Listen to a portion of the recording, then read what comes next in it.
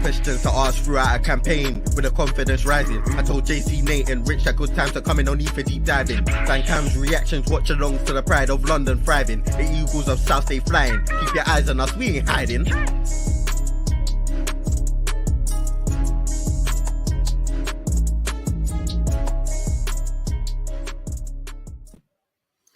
How's it going, people? Welcome along to the Qpr Vs Crystal Palace Pre-season watch along. It's your boy Eagle-Eyed Nate. JC is on his holiday. Rich is at the game. Nikki is doing what Nikki does, and Statman Dan is probably chasing stats. So you've got me today to take you along to this watch along for the Qpr Palace game. Kickoff is just in an hour's time. The team news probably should be out by now, so just bear with me here and I'll get the team news for you. What's people's thoughts for today? Drop me a comment. Let me know what you think. And hopefully it's a good game. I'm hoping to see a few improved performances. I think the squad we left in England is probably better than the squad we left in Australia, but we'll see. But firstly, let's jump into some of the comments. We got Nikki here saying, make sure you like, share, and definitely subscribe if you are new to the channel. At 1K subs, Rich will be doing the one chip challenge. And we're not far off 1K subs, people. So definitely get those likes and shares up and definitely subscribe to Eagle-Eyed Football. Big up to Bobby, who says good morning. Good afternoon to you, Bobby. How you doing, mate? You good? And, of course, our resident Sean says big up, bro. Big up to you, Sean. If you want to jump in on the watch-along, just drop me a message in the group chat and I'll be sure to add you to the stream. Okay, so let's quickly jump into the team news here because it would have been released by now. Just bear with me here, folks. Let's see. Come on now. Yep, we have the lineup reads as follows. Joe Whitworth in goal, a back four of Nathan Ferguson, James Tompkins, Mark Gurhey, and Jairo Riedewald. Midfield is Sheikh Doucouré, Eberechi Eze, Jeffrey Schlupp, and up front we've got Luke Plange, Christian Benteke, and Wilfried Zaha. Sonny Mingue says that's a decent little lineup. That it is decent, to be fair. I'm actually happy with it. On the bench for Palace, we have Owen Goodman, Watson, Ade, David Boateng, Bartley, Hughes, MacArthur, Jack Wells-Morrison, Finn Mooney, Vigor, Cadogan, and Gordon. I'm going to try and find QPR's team now to give you an idea of what is going on with our opposition. So let's go to the QPR lineup.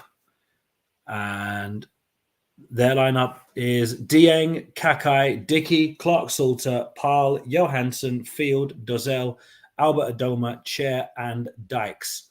Admittedly, I don't know much about any of these players, so if you've watched more of QPR than I have, be sure to let me know if they're any good. The subs for QPR is Walsh, Drew, Dunn. Oh, God, how do you pronounce that? Hamalainen, I think. Shadipo, Thomas, Armstrong, and Bon. Sonny says, I'm surprised to see Tompkins playing. I thought he was injured. I don't think he was injured. I just think because he's a bit older, I don't think Ossian Roberts wants to risk him in case he gets a massive injury. Big up to Munzi. How you doing, mate? You good? Man United are playing Villa, innit?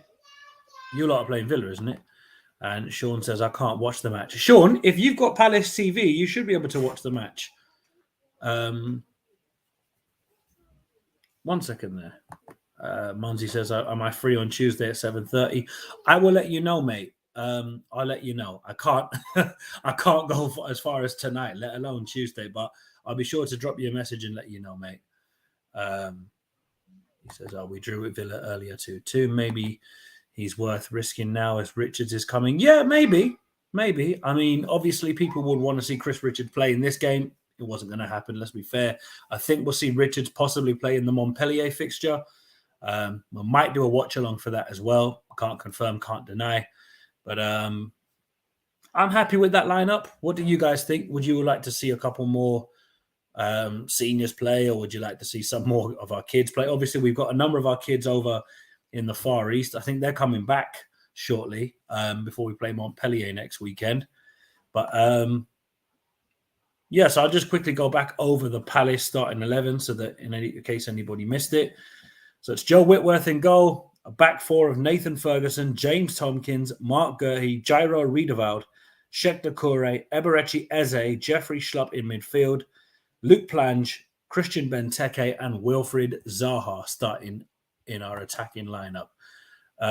Is that the midfielder playing you got from France? Yes, it is, Munzi. Sheikh Doucouré we signed from Lyon for, I believe, somewhere in the region of 22 million euros, could be a bit more.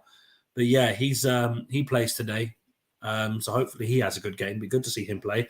Obviously, Eberechi Eze plays his former club, having joined us from QPR. So be a bit of an emotional return for him.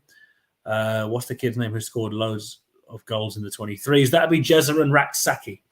And he was out in the he was out on the on the tour in Singapore and Australia. Played against Man United actually. But Sean says, sorry, Sean. I know, Nath, but it's a little bit too expensive. I'm just going to pay for the year.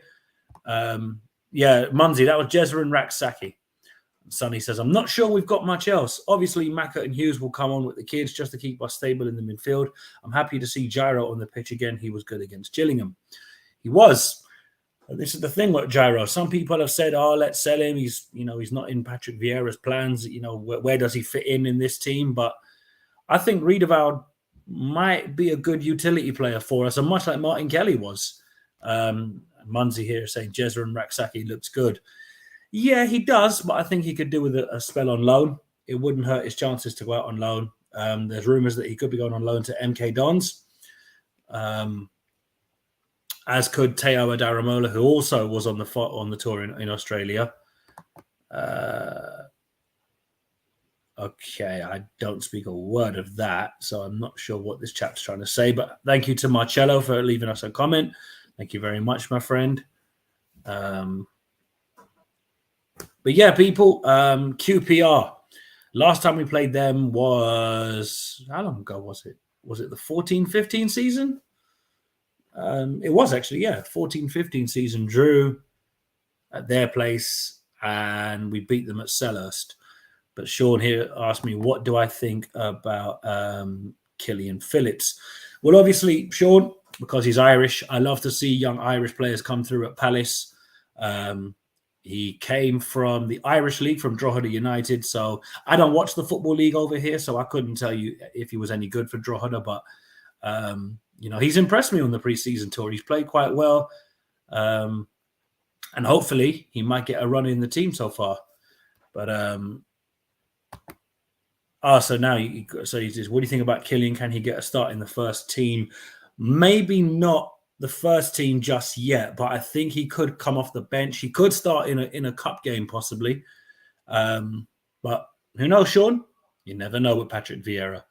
Sonny says, Riedewald was brilliant the season before Patrick Vieira came in. I thought Vieira would just elevate his game, but not everything goes well. In my opinion, Jairo should still have a place in this team. Yeah, I'd agree that. I'd agree with that. Rich, big up to you, bro. He says, I'm happy with the lineup. I am too. I think it's a strong lineup. I think it's a well-balanced lineup. Sonny says, there seems like the youth players get on well with Jairo too, which is good for them. Yeah, apparently so. Apparently he takes time out of training to just talk to the youngsters and help coach them through and kind of be that bridge between the academy and the first team. Obviously, he came through the Ajax system where older players would do that for him when he was there. So it's good to see that. Marcello says, I'll watch the game here.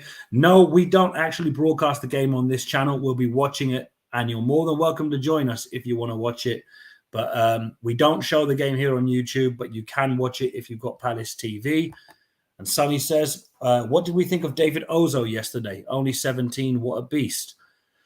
Yeah, very impressive. Very young, so very raw, but, being able to play for the first team in pre-season, it was always going to be very, very exciting for him. I think he hold a good account of himself. He definitely looks like a player to watch out for in the future. And what can I say, people? The future looks bright at Copers Cope. And Marcello says, thank you. Yeah, mate, you're more than welcome to keep talking to us about the game if you want. But unfortunately, yeah, we don't show the game here due to copyright issues. So yeah, but this is a watch along. So as the game goes on, I'll be sure to keep you guys posted if you're not watching it. If you are watching it, make sure just to drop a like and let me know what you think. So yeah, let's kind of talk quickly about the pre-season games as they've come. So we'll talk about the team that went on tour, and then we'll talk about the team that stayed in England.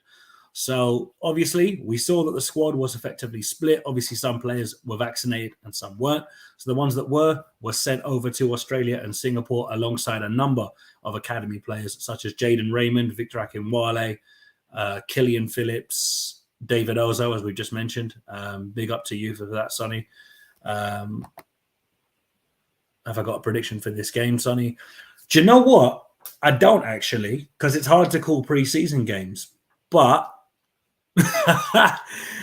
obviously, I want Palace to win.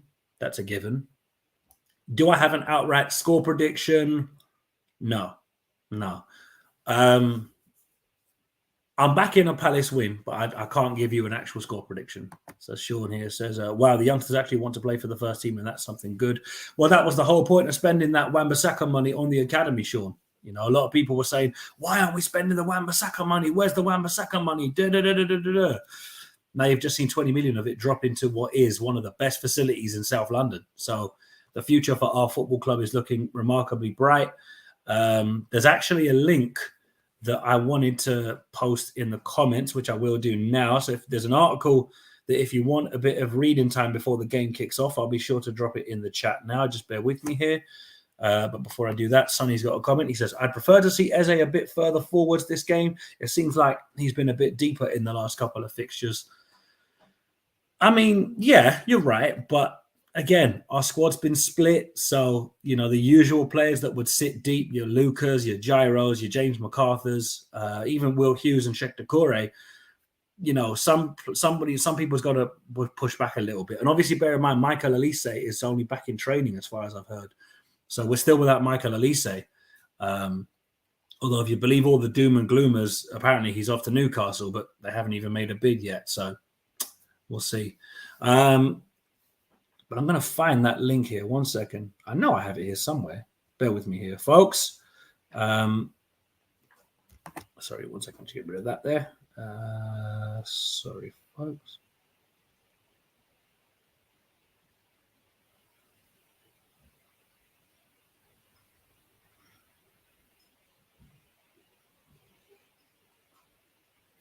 Oh, no, I didn't post it there, I don't think. Oh, no, wait, no. Hold on. Sorry, somebody else put it. Ah, there we go. That's the link I'm looking for.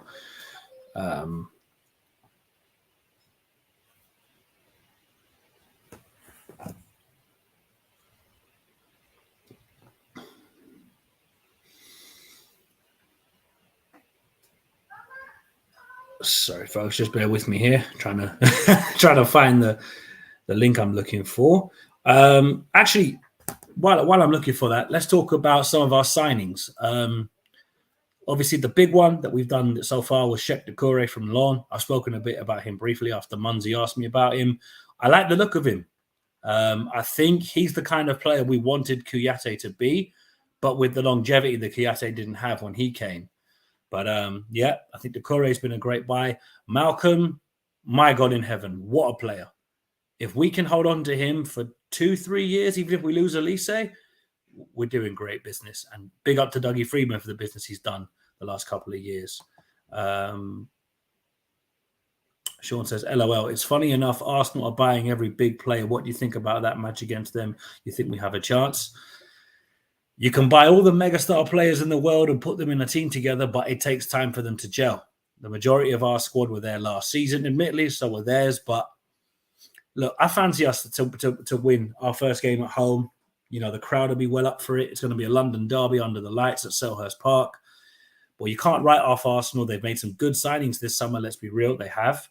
But, you know, we have to be confident that we can go and do it. I'm going to post that link now, actually. Let me just quickly find it here.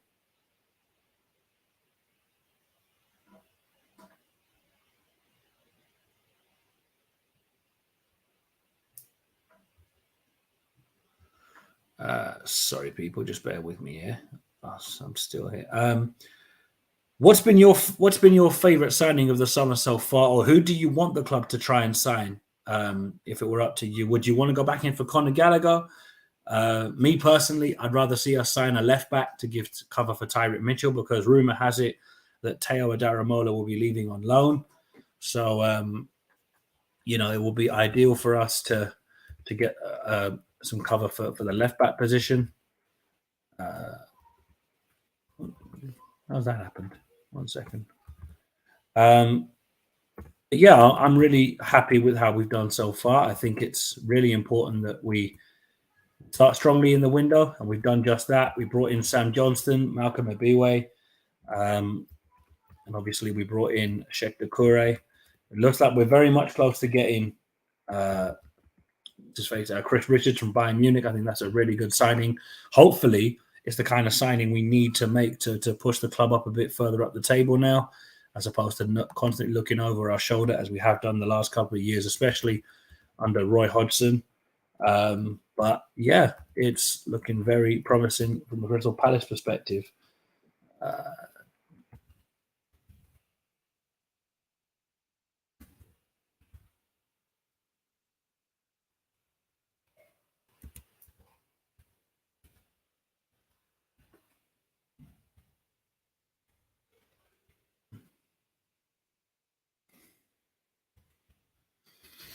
Sean says one more centre mid and we're complete. And I do agree with the backup left back.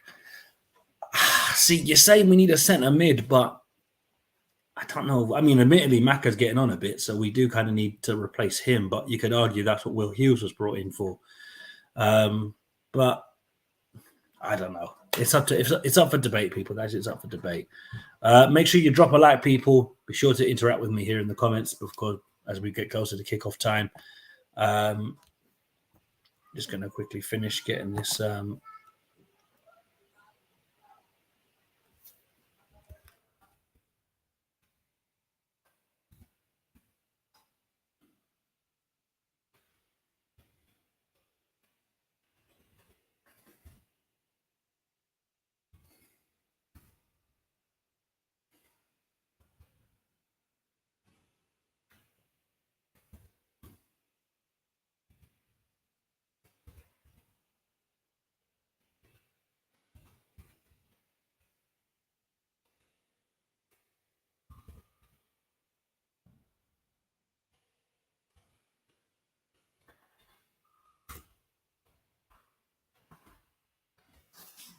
Okay, folks, so there's the link that I've been typing in the comments for a fair bit. I'm still trying to get used to this a little bit. But Sean says, to be honest, Nath, we're looking dangerous. It's kind of hard to say that, really, because we've only seen two separate squads compete, really. So I think when the Montpellier game will definitely be the one to watch out for, because obviously that's when the squad is fully back together and we can really see what kind of players really look out for, what kind of players we might need to look out for, and what kind of players probably need to be shipped out on loan or moved on. But actually, while we're on the subject of players being moved on, Christian Benteke, let me know, people, keep or sell. Me personally, I'd sell him because, let's be fair, we're moving away from needing the big man up top kind of striker. By no means has he been a bad player for us, but I just think his time at the club is coming to an end. So probably best to cash in on him while we can. But what do you folks reckon? I mean, I personally would see him leave, but that's just my opinion. And yeah, people were getting closer and closer to kickoff time. Approximately just over 20 minutes to go here. So we'll sorry, 1 second there.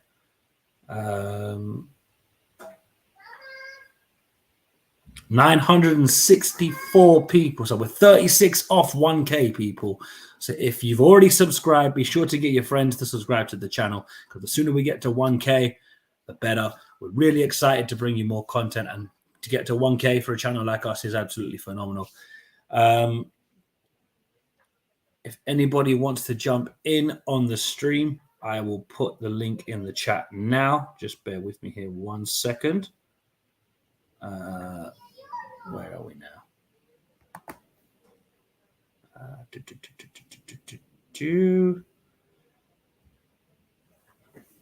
Oh, no, I know where I put it. God damn it.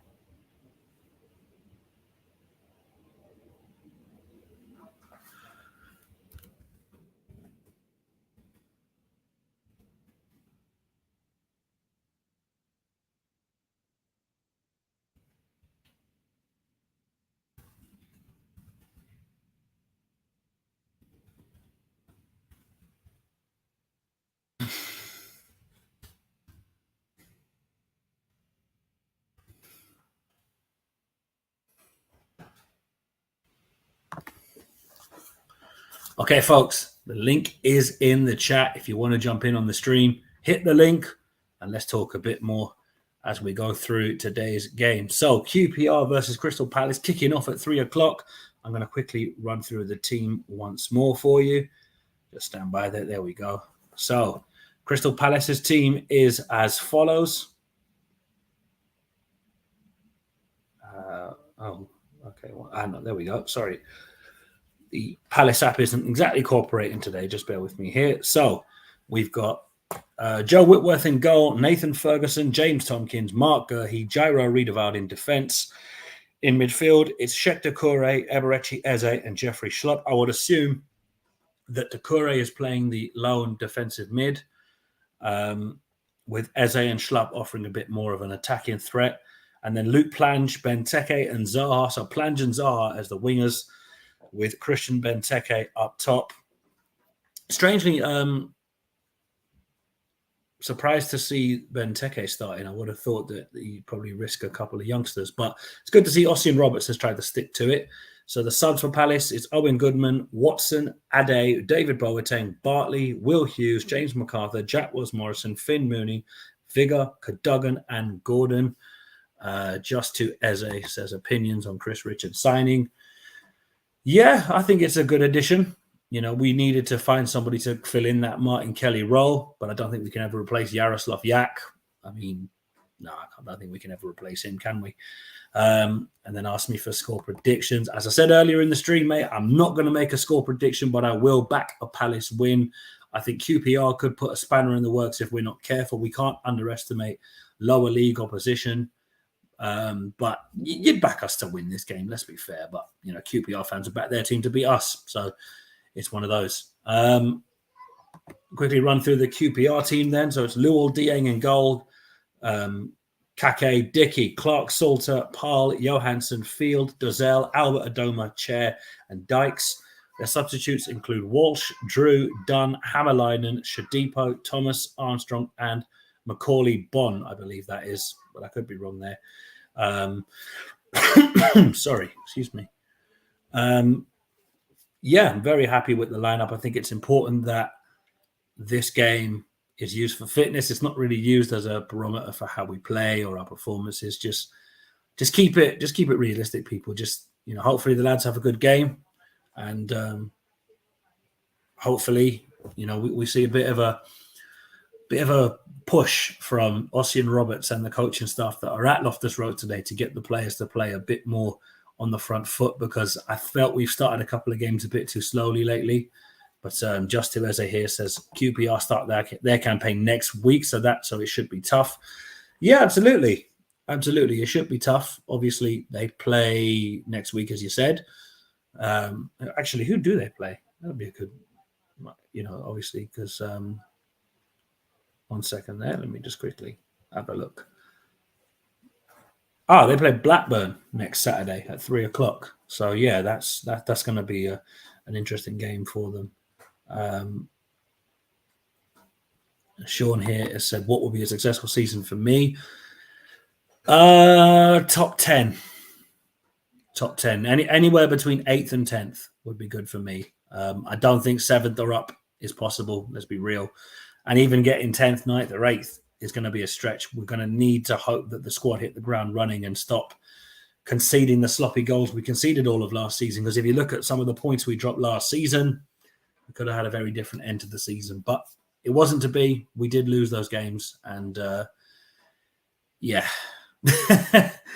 it's what can you do? But just as I says, another cup run, please.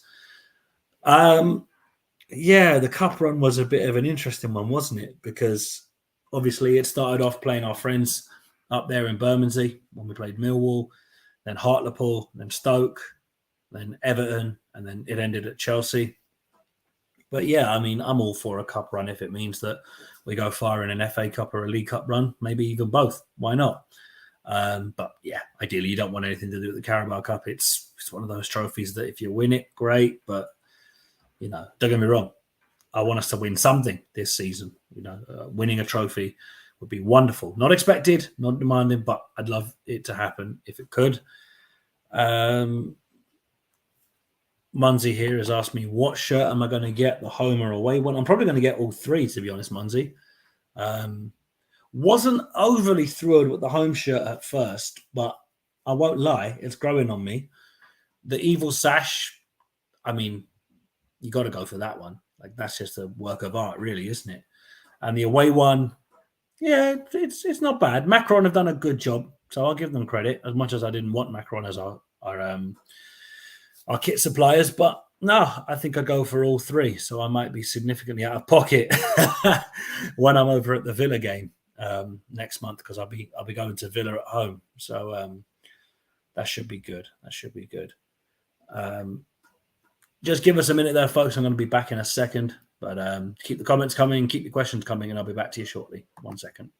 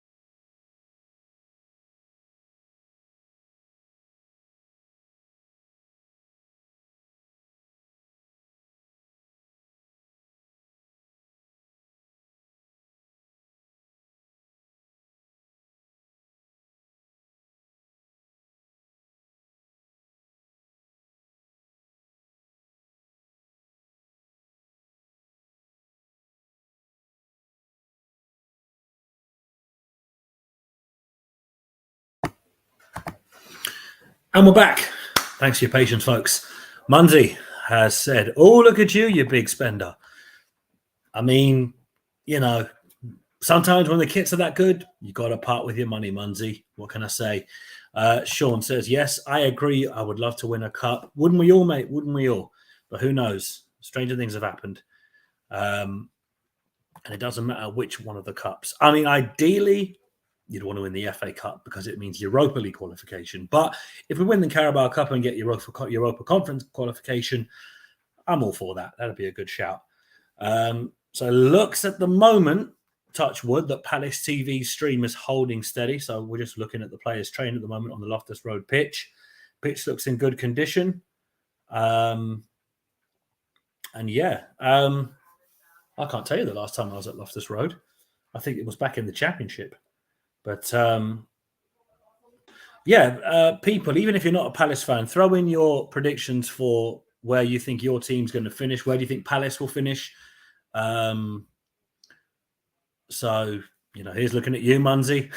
where do you think United will finish this season, mate? And where do you think Palace could finish this season?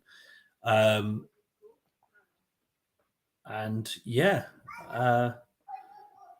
think for me, my dark horse to watch this season actually isn't Nottingham Forest, but I think it could be Fulham. I think lessons have been learnt from their last couple of times up in the Prem where they spent too much money and signed way too many players. I think they've kind of realised if they keep the majority of what they've got but add little bits of quality here and there, that's enough to build a solid base to get back in the Prem and stay there. Because remember, Fulham were a mainstay in the Premier League for something like 13 years, I think. Sean says, question, if you could choose which one of the youngsters would you want to break through for the first team? Well, we've seen Jez and Teo get their breakthroughs last season, so they're kind of off the list. David Ozo, with another year or two, could be a shout. I think because this player I'm going to mention is one of us, he is a Palace fan, I'd love to see Jack Wells-Morrison start for us this season. I think that could be very good to have one of our own kind of player on the pitch. But again, is he really ready for first-team football? Remains to be seen. And bear in mind, a lot of people got caught up in the hype of Brandon Pierrick a few years ago. And yeah, that didn't go the way some people wanted it to. But yeah, Sean, to answer your question, I'd say Jack Wells-Morrison. And Sean says, Forest can't beat Fulham. Well, look, you never know, Sean. You know, if Forest get a good run at themselves at the start of the season, you never know. You never know. But our run here, you know, our start to the season isn't exactly ideal. Arsenal at home and Liverpool away, but let's be real. We're now into the second year of the Vieira revolution. So hopefully, you know, a lot of the lessons and a lot of the harsh lessons we learned last season will pay off this season and we'll stop being the nearly men. And, you know, we'll see games out there we're winning 1-0 comfortably or we're winning and looking every bit like we're going to take the game and take the 3 points. And then, you know what happens. Brighton at home. Yeah, you know what I mean. Yeah, here's an interesting one. Who do you think will have the worst season in terms of the top 6? I think Arsenal could be a shout. I think Man United under Erik ten Hag look a little bit more of a threat than they have done in previous seasons, so you can't really write Man United off. However, we've seen with the likes of Louis van Gaal, Man United have started well and haven't really managed to kick on as such. So that could be interesting to see that. But it's going to be interesting for sure. So the players are just warming up there on the pitch. And yeah, we are just under half an hour from kickoff. So hopefully you got your snacks ready. And interesting to see that we've gone with a fairly experienced team here. I mean, admittedly, the majority of our key players are actually in the UK, which is always a good thing. But Sean, you mentioned a central midfielder earlier on. So who would you like the club to sign? If you've got a name of a central midfielder, drop it in the comments there, and let's see what you want to go with. But just remember, people, if you want to jump in on the watch along, the link is up in the chat. I'm going to highlight it again so that people can see it. There's the link to jump in the chat if you want to jump in and watch along with me. The link is there. By all means, jump on. Rich is at the game. So if you're wondering where's Rich, where's JC? JC's actually gone on holiday today, so safe travels to JC. Wherever he's off to.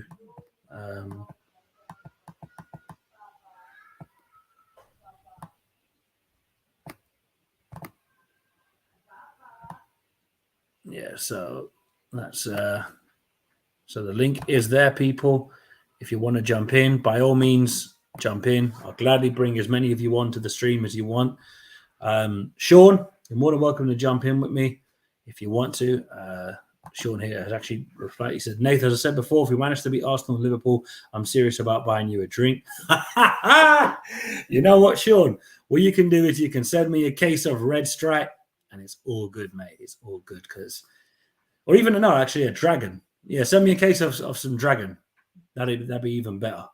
But yeah, I can't see us beating both Arsenal and Liverpool. Arsenal, maybe. Liverpool, highly unlikely, but you never know. Stranger things have happened.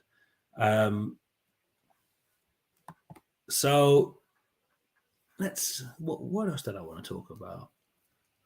Oh yeah, Jaden Raymond. I like the look of him. I think he's a good young player that we definitely will want to see more of in the future. Naturally, the young ages that some of these kids are at, you don't want to overhype them too much and expect too much of them when they're so very young. But yeah, Jaden Raymond, he impressed me. David Ozo impressed me. Jake O'Brien, another young Irish guy that we signed from Cork City, he impressed me. Obviously, I'm a little bit biased, knowing that Killian Phillips, Teo Daramola, and Jake O'Brien play for Ireland. I live in the country, so I like to see Ireland do well, being part Irish myself. But yeah, people, we're not far away from kickoff, and sorry, it should be interesting to see what kind of approach Ossian Roberts has in store for us and indeed for QPR. I wonder what Patrick Vieira will make of this, because obviously he'll be keeping an eye on the results that we've been getting here. But what did you guys make of the Gillingham game? Because from what little of it I watched, I thought we were okay, not great. But the hate from the Gillingham fans towards Zaha was just weird, man. It was like, what's going on here? We've got 17 people in the stream watching right now. So be sure, if you're watching this stream, be sure to leave us a like, people. It's really appreciated. We are very, very close to 1,000 subscribers. 36 off 1K, actually. So if you're new to the channel, by all means, do drop us a subscribe, drop a like. Be sure to leave a comment if you want to have a chat. If you want to ask me a question, leave it in the comments. I'll do whatever I can to get as many people's questions and comments answered as possible. Sean here has said that Billy Gilmore is really good. I don't know with Billy Gilmore, because I'm kind of done with this whole loaning players from Chelsea and then they go back to Chelsea the year after. I'd rather just sign players that play for us and just keep it moving, because we saw with Loftus-Cheek, we saw with Gallagher, they had great spells at Palace. They were much an important part of our team. But at the end of every loan spell, the player goes back. And obviously there wasn't an option to make it a permanent deal, because Chelsea were in no mood to let him go. But Billy Gilmore, I don't know. Maybe you guys agree with him. What do you think? What do you guys think of Billy Gilmore? Put it in the comments. Let Sean know what you think. But yeah, it should be good. Just bear with me, folks. I'm going to jump off for a second.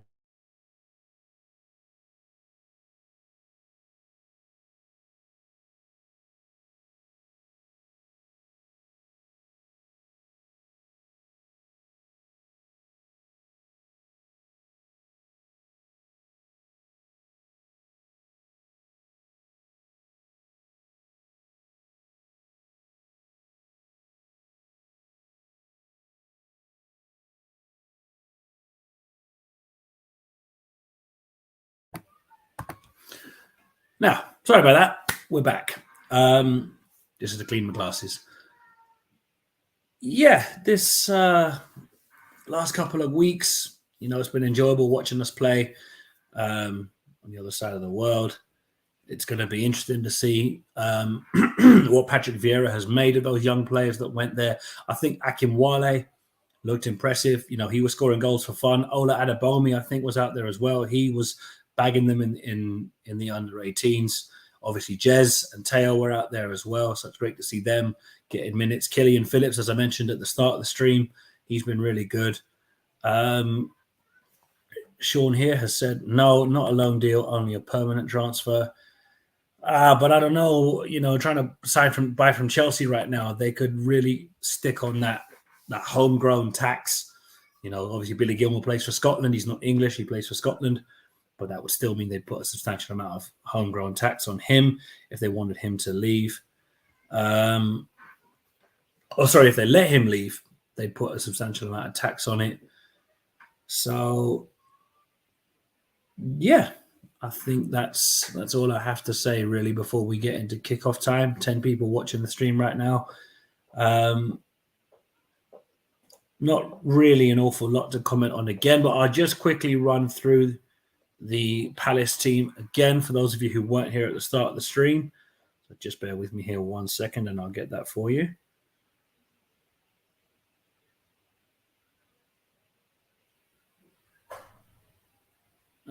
Sorry here, folks. Just trying to clear a whole heap of notifications off my phone. There we go. So the lineup reads as follows. Joe Whitworth in goal. A back four of Nathan Ferguson, James Tompkins, Mark Gurhey, and Jairo Riedewald. Riedewald at left back. You know it's pre-season when you're seeing that. Sheikh Doucouré, Eberechi Eze, and Jeffrey Schlupp in midfield. Luke Plange on the right, Christian Benteke in the middle, and Wilfried Zaha on the left.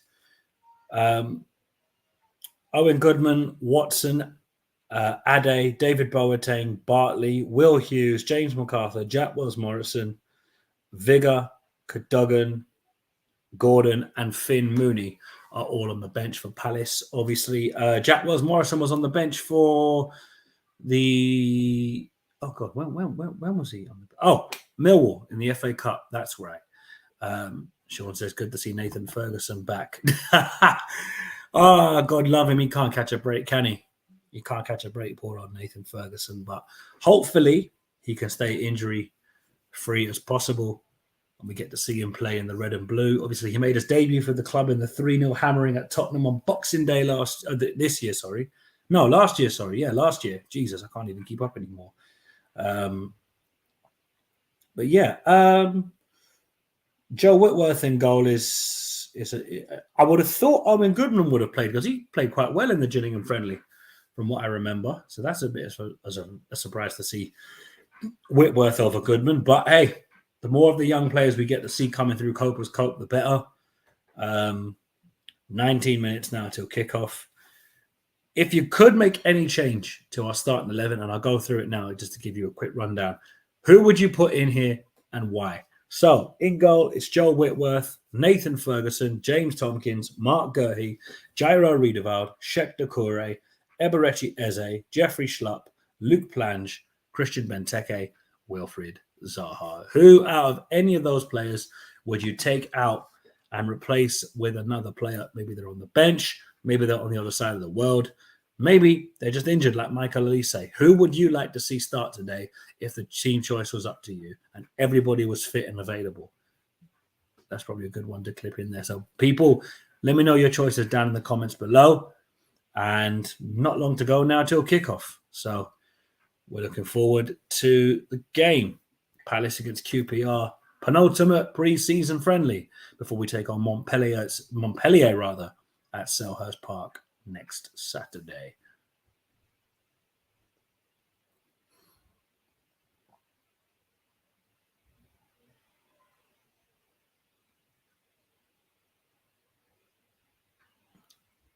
Yeah.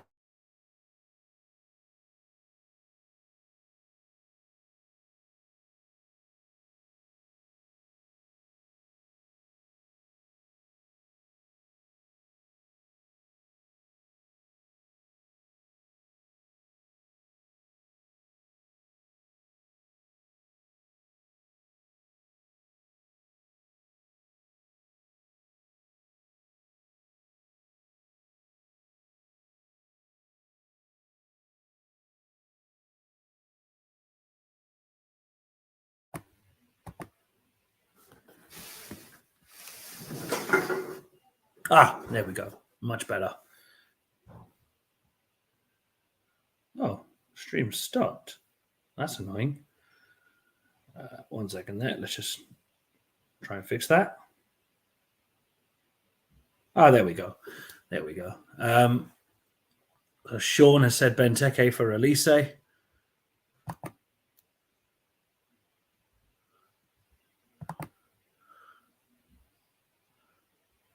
And that's pretty much, yeah, that's a little bit too bright. There we go. That's better. Now you guys can see me properly and it's not too bright. So if it is too bright, let me know, because I know it was a little bit too dark earlier on. You probably couldn't see me as much. Maybe that's a good thing. Yeah, we're just getting ready now for kickoff, really. So what's everyone's thoughts then on Luke Plange? Do you think he's done well? Do you think he's been a good signing? I really enjoy watching him play. I think he's got something raw about him. Obviously, he was at Arsenal's academy, and Derby had him to the end of last season. We signed him in January of this year. So, but yeah, as Sean says here, he's looking good. Yeah, he is looking good, mate. He is looking good. Bit surprised that Qpr isn't wearing number 8, though. As far as I recall, he's wearing 28, which is interesting. Perhaps there's another midfielder in the works. Obviously, we've seen Flynn Downs join West Ham, Lewis O'Brien join Nottingham Forest, 2 midfielders that we were linked with. Admittedly, who you're linked with and who you get is 2 very different things, but you know how football works. It's transfers for you. Yeah, so just 15 minutes to go till kickoff, folks. And we're looking forward to the game. What's people's thoughts on the kits then? Because I'm a big fan of the Evil Sash kit. 1 second there. 2x8, LOL. Yeah, well played, Kevin. Well played. Big up to you, Kevin, by the way, watching all the way from New Zealand. Appreciate you tuning in, my friend. It must be mad early where you are. It's either mad late or mad early. It's one of the two. Must be like well into the late evening in New Zealand. What time is it there, Kevin? Let us know in the comments. But they're just putting up some highlight.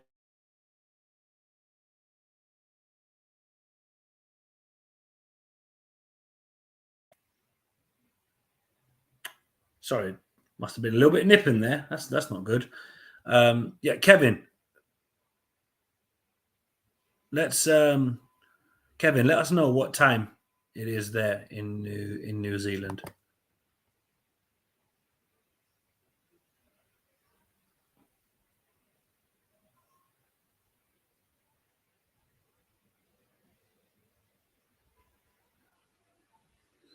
Okay, I think my internet connection is stable now because I was slightly nipping there for a second.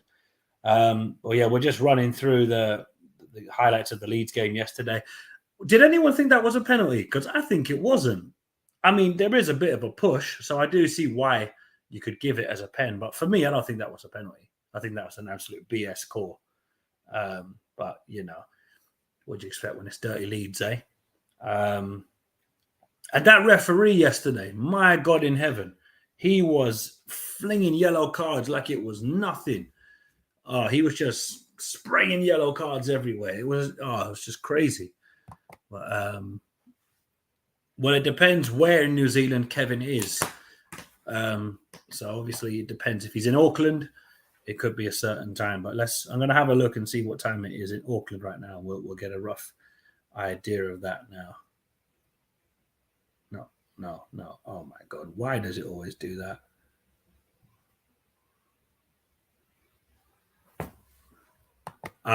Okay, yes. This is 1:46 a.m. Waiting for the game at 2. New Evil Sash kits, anyone? Mate, I'm a big fan of the Evil Sash kit. I think it's brilliant. I think I love it. You know, it's a throwback to the 13-14 kit, which obviously is an iconic kit because it was the first kit we ever achieved Premier League safety in. Sean says that pen was weak. I can't believe it was a pen. Neither can I, but, you know, pre-season and that. And Kevin is in Auckland in New Zealand, so he's watching at 1:45 in the morning. Mate, your perseverance is impressive because I couldn't stay up that late to watch Palace. I mean, I did when we went to the United States a couple of years ago. But, yeah, as soon as the game ended, I went straight to bed. I was just like, no, I'm too tired for this.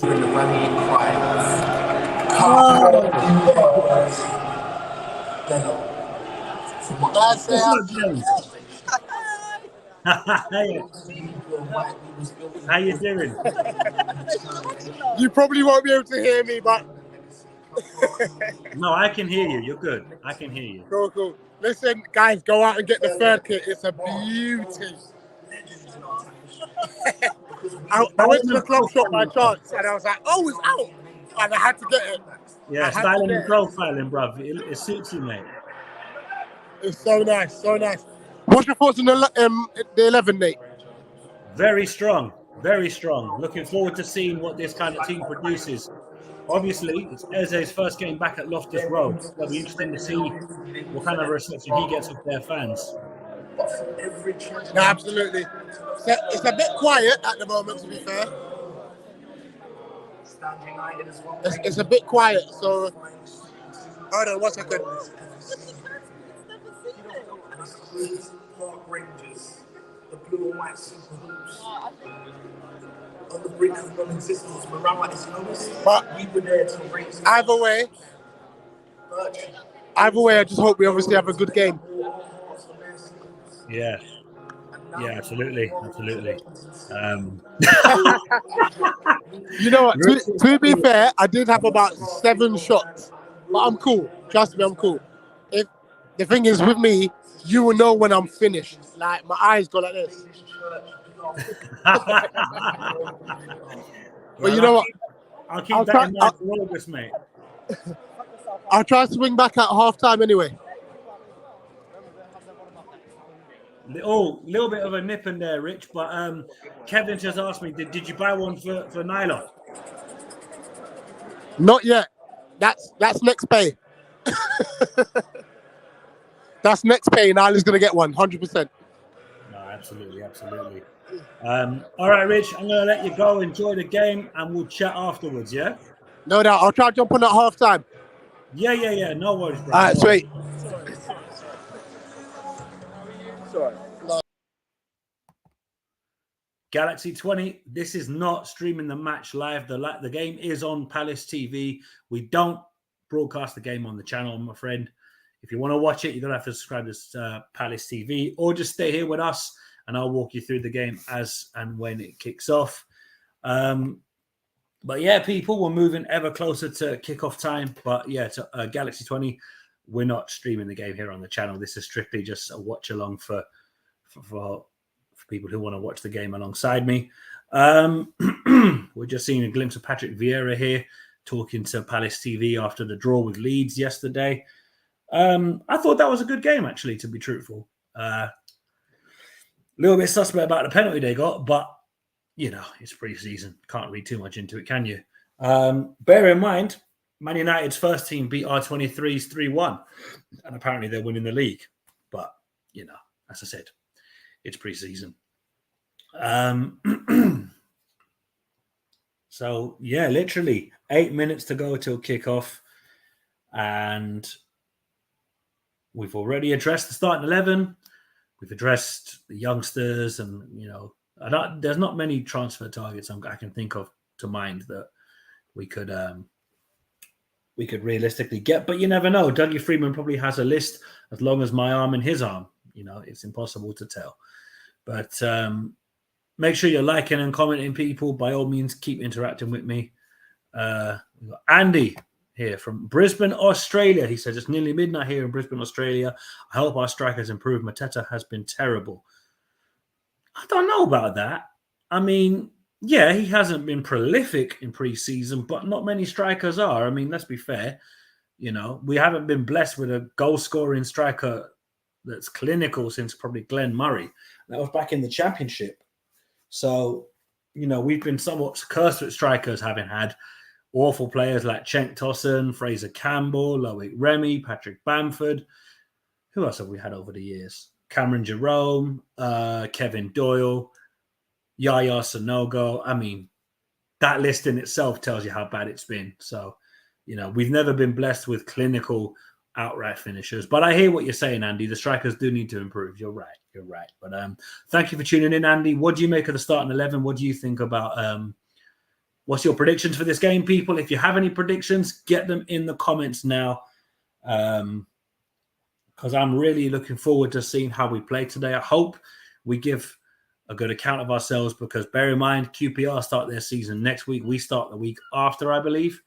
So, you know, we need to make sure that we get this right. Obviously, we kick off at home to Arsenal on the 5th of April. There won't be a watch-along for that one.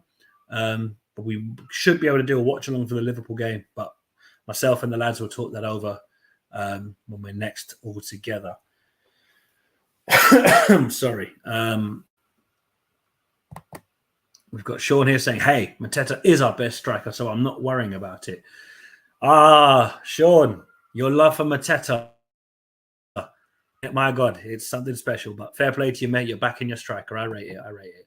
And Michael Linney says it would be nice to see Eze back at Loftus Road. Michael, you're a QPR, is it? Oh, okay. You guys play Blackburn, I believe, next Saturday. You confident that you can get a win in that game? Let us know. Kevin here says the penalty was a laugh. Ayew being angry was funny. At least Mateta can score more than Benteke. I mean, in fairness, like, it's not hard to score more than Benteke, is it really? I mean, you know, Michael Elise scored more than Benteke last season, I believe. And, you know, Elise couldn't get a starting 11 position no matter how well he was playing. So, you know, that just kind of goes to show you. But yeah, look, as I said, I'm more than happy to sell Benteke in one or two more additions. I know that we're linked with Morgan Gibbs-White from Wolves. The money they're looking for him, though, I'm not with that kind of money. I think that's crazy for a player that doesn't really play for them that much. You know, you just, too much money, too much money. 5 minutes to kick off, people, and we'll see how Palace get on. And it says, I used to sell programs in the Homestead Road end in the early 80s and 90s. Oh, okay. So you would have been there around for Steve Coppell's era. You know, Wright and Bright, Julian Gray. Oh, so Andy Gray, sorry. Not Julian Gray. Julian Gray was years later. Andy Gray. Not him, the cool black one. Shout out Doc Brown. Obviously Eddie McGoldrick and Nigel Martin and the like. Okay, cool. So you're living in Australia now, Andy. Very nice. Must still be quite warm there, even though it's winter in Australia, isn't it? Because obviously you're in the southern hemisphere, so it must be still fairly warm. Because like the UK and Ireland gets 30-degree heat once every 30, 40 years. Country comes to the stats. Australia gets it every day. Keep it moving. Yeah, people, we're getting closer and closer to kickoff time. And the wonderful Trevor Ayler. Oh my God. Some of the horrible names we've had to put up with in the 80s and 90s. It's just crazy. But yeah, they've got the QPR team up here on Palace TV. Dieng, Kakai, Dickey, Clark Sauter, Johansson, Dykes, Chairfield, Gazelle, Adoma, Paul, Thomas, Drew, Dunn, Armstrong, and Shadipo. They're QPR's starting 11 and subs.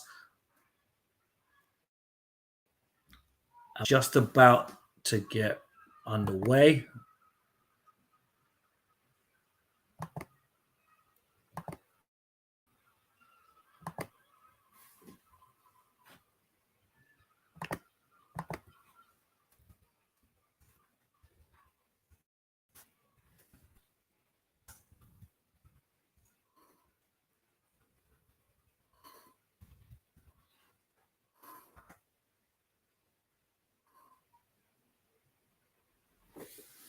Okay, so we're approaching kickoff time, people. We are approaching kickoff time. And fairly soon, I'd imagine the players will be coming out the tunnel. I can see the players just about to emerge from the tunnel. So there's the QPR substitutes coming out, folks. What are we saying, though, for predictions, people? A lot of people have asked me my predictions for the game. I may as well give a score prediction then, shouldn't I? I'm going to go 3-1 Palace. So what are you guys saying? Let me know in the comments. So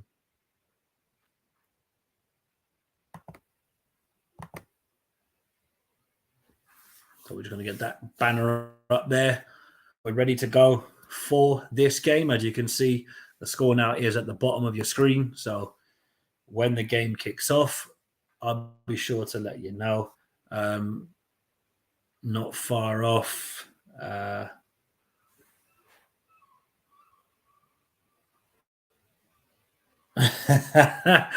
Kevin Benson here says, Australia is the best country in the world. Only two problems. It's too hot and there's too many Aussies there. Sean says a 4-3 Palace win. Boy, you're optimistic, Sean, but I rate it. Callie, big up to you for jumping in. Says, howdy, mate. Man, I'm just worried because our defending looks shocking at times in these preseason games, rather.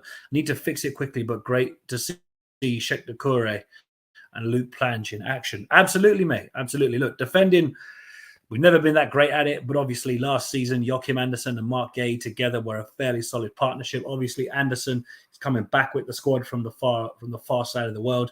Mark Gay obviously couldn't travel. He hadn't been vaccinated. Andy Clements, though, has said he's going 2-0, Palace, Zaha and Plange, and the teams are coming out the tunnel. Palace are wearing our home kit. We're in our red and blue strip. QPR are wearing their home kit of blue and white hoops. And Kevin Benson says he's going to go with a 4-2 scoreline again. There we have, I can see... we've got Joe Whitworth there wearing the number 1 shirt, Captain Mark Gay, Qpr next to Joe Whitworth. You know what? It's really lovely to see academy players getting a run out in these preseason friendlies. You know, I love that we're playing more youngsters in these kinds of games. So let's hope, people, for a good game, good performance, and obviously in an ideal world, a Palace win. Yeah, so we should be underway by now, actually, but it's kind of, it looks, I don't think the game's kicked off yet. I mean, it has gone past 3 o'clock, so we should be underway. But yeah, just quickly, Whitworth in goal, Tompkins, Gurhey, Eze, Zaha, Schlupp, Benteke, Doucouré, Ferguson, Riedewald and Plange as our starting 11. Then it's Goodman, Boateng, Watson, Wells Morrison, Vigor, Gordon, Hughes, Ade, Mooney, Cadogan. So obviously some players to watch out for from our bench. Number 4, Jack Wells Morrison. The game is underway. The game has kicked off, people. We're underway. It's going to be Palace to kick off. I'm getting live updates on my phone, so I know that we've kicked off, but it's going to be Crystal Palace to kick off, and we are attacking the right-hand side of the stadium. So I think our fans are on the left-hand side, so we're defending in front of our own fans at the moment. But we are officially underway. Come on. Come on, you Palace. Let's go.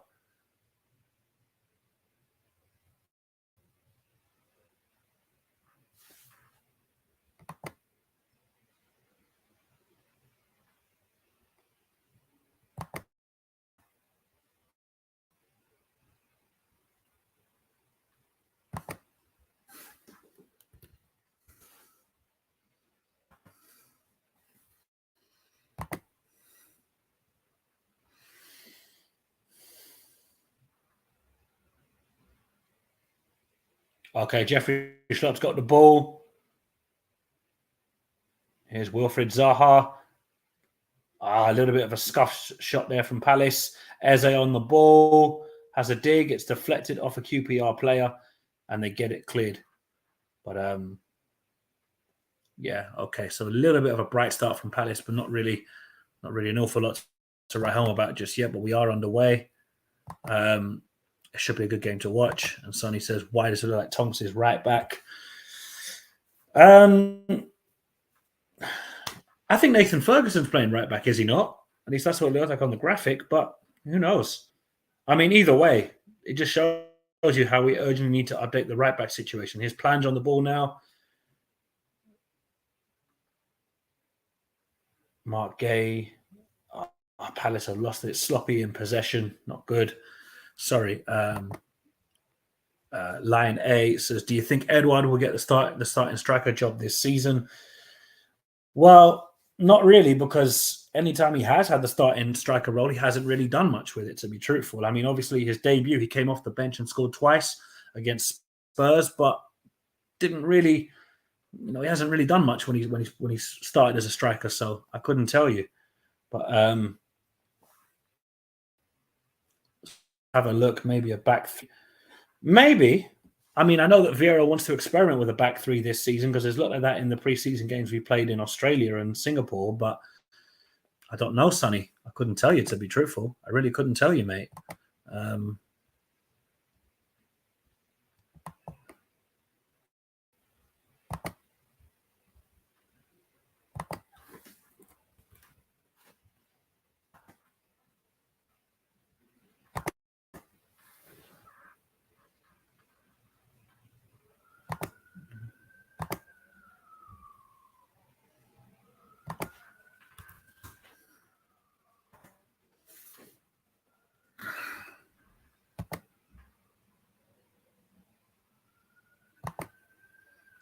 So Kevin says the best thing about having a split squad is the time the young guys get among your players can only be good for the wider squad. Absolutely. This is why I love pre-season. We get to see some youngsters where we can say, do you know what? If we really need to blood in a Jaden Raymond or Jack Wells Morrison, Joe Whitworth, any of that. But Ferguson, Sonny says Ferguson is 100% more Simpkins. Not sure what the plan behind the decision is. Yeah, it's a strange one, but I mean, look, we're playing Jairo Riedewald at left back, Sonny. You just got to go with it, I'm afraid. But A says, thanks for your answer. Shoots, I hope he'll play more than he did in the latter part of the season.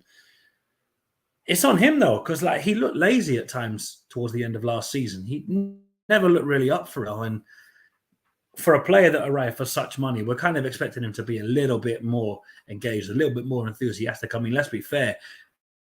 When he was at Celtic, he was bagging goals for fun. And people might say, oh, but it's the Scottish League and the rest of it. He was still playing in European competition, which, let's be fair, we can't say we've done that. I'd expect Edouard to be a lot more on his game this season and proving that he's worth getting a starting berth, because right now Mateta rightly owns the shirt. So that's just my opinion. If you agree with me, folks, be sure to let me know. Be sure to give an alternative opinion if need be. Thanks for your comment, my friend. Yeah, not much to report just yet, but we're just shy of 5 minutes gone here on the stream here. And Joe Whitworth has the ball now, gets it to Mark Gay.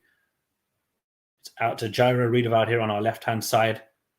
Wilfred Zaha now on the ball. QPR win it off. Wilf, bad, so sloppy. But QPR themselves are a bit sloppy in possession. And Palace try to get it back up the pitch. And too much on that. But we've managed to get it to Luke Plange with Eze trying to support him. And you're right, Sonny, I'm seeing Tompkins play at right back. You're correct. I think Odson's confidence has dropped massively. When he was first dropped from the squad, he was on form. It's up to him now to prove to Vieira he's the best striker at the club. Exactly that, Sonny. If he's the best striker at the club, he's got to prove it to the manager and to us as the fans. You're dead right, my friend. 100%. Couldn't agree more. Okay, Nathan Ferguson here on the ball. Eberechi Eze. Luke Plange. Go on, Luke. Showed too much of that, but wins Palace the throw in the end. Well played.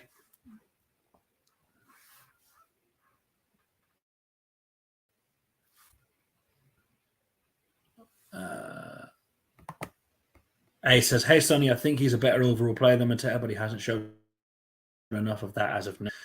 Nah, he hasn't. And that's the thing, is that because he came for a fairly substantial amount of money, we need to see him do better than he has done. Says Edouard doesn't do hold-up play. He needs to work on that. Yep, that's a very fair point. But actually, I think Edouard's been more effective off the wing, funnily enough. When he's played left, he's actually looked more effective, which is a strange one because we bought him as a goal scorer. What are the odds for Wilf's extension? I don't know, to be honest, but I'd like to see them stay possible. Him stay, sorry. And Don Smith, thank you for you to tuning in, mate. He says Plange and Ebiowe are going to be special, I think.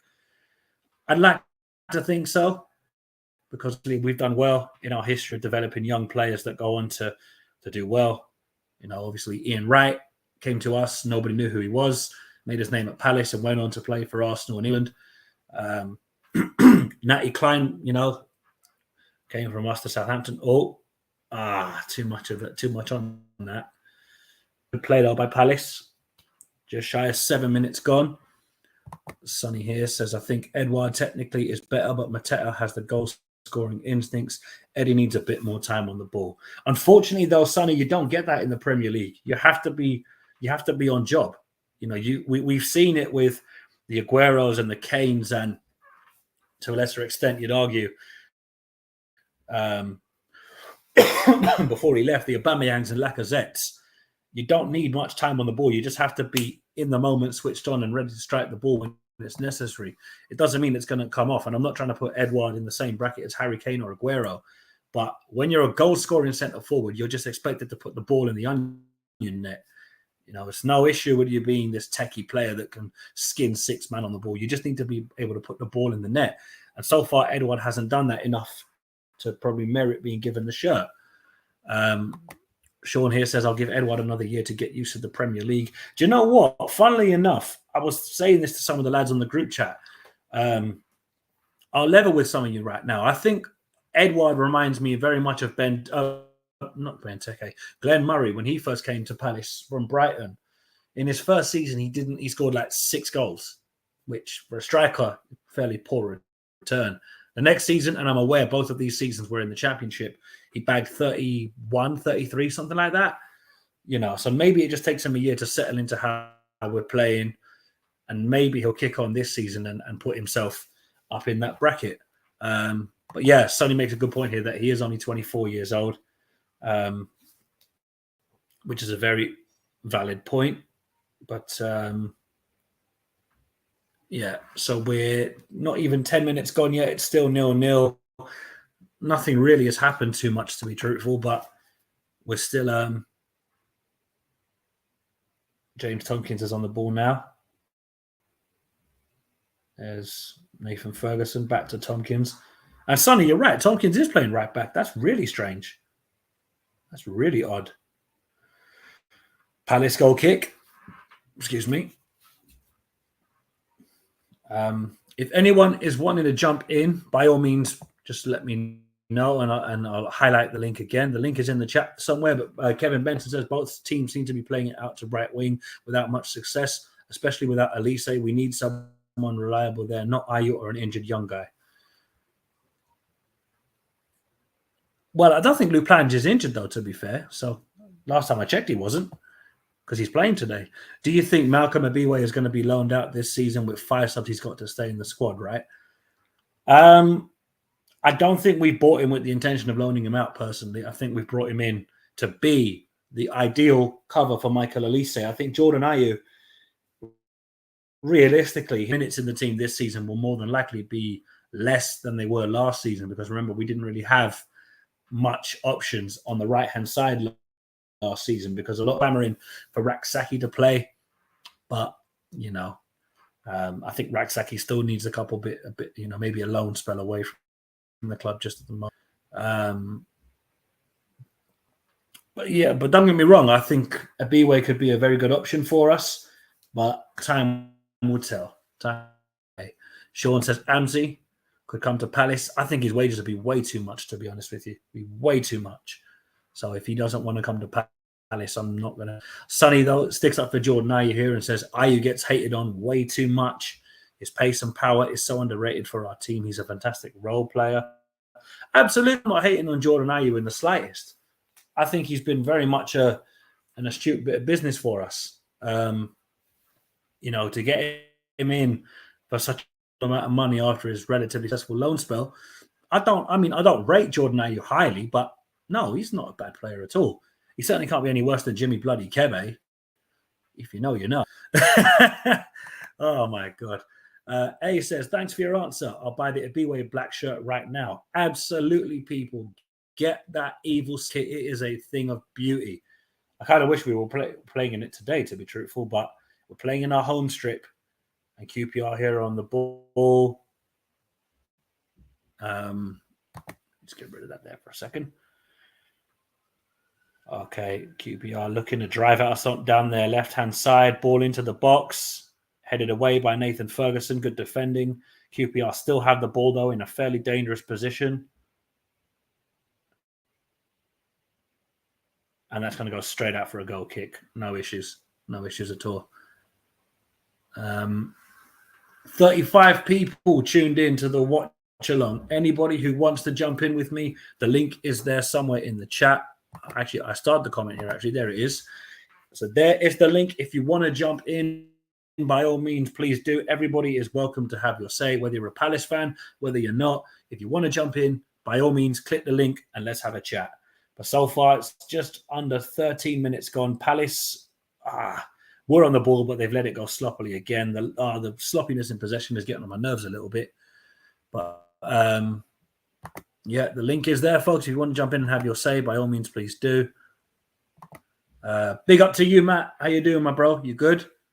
I think I've missed one or two comments here. My apologies, people.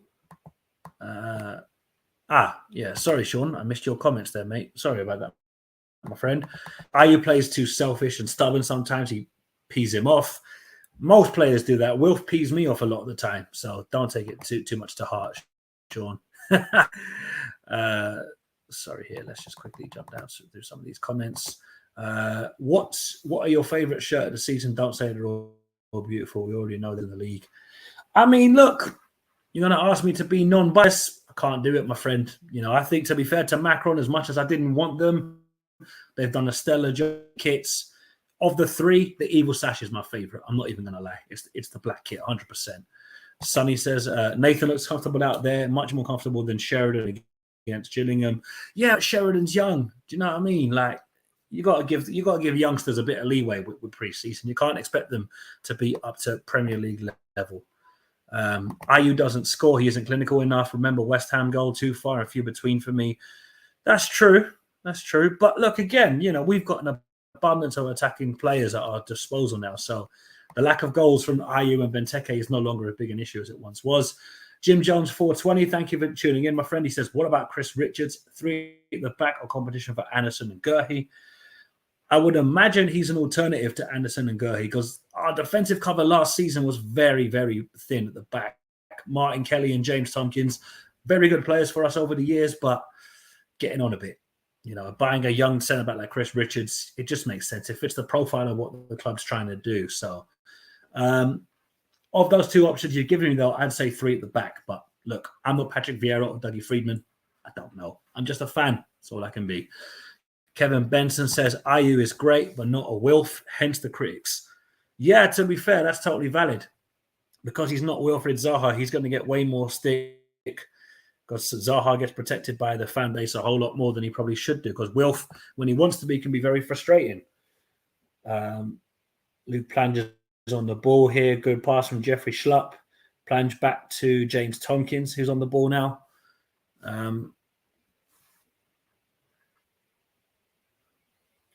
Tompkins back on the ball. Come on, don't overthink it. Ferguson.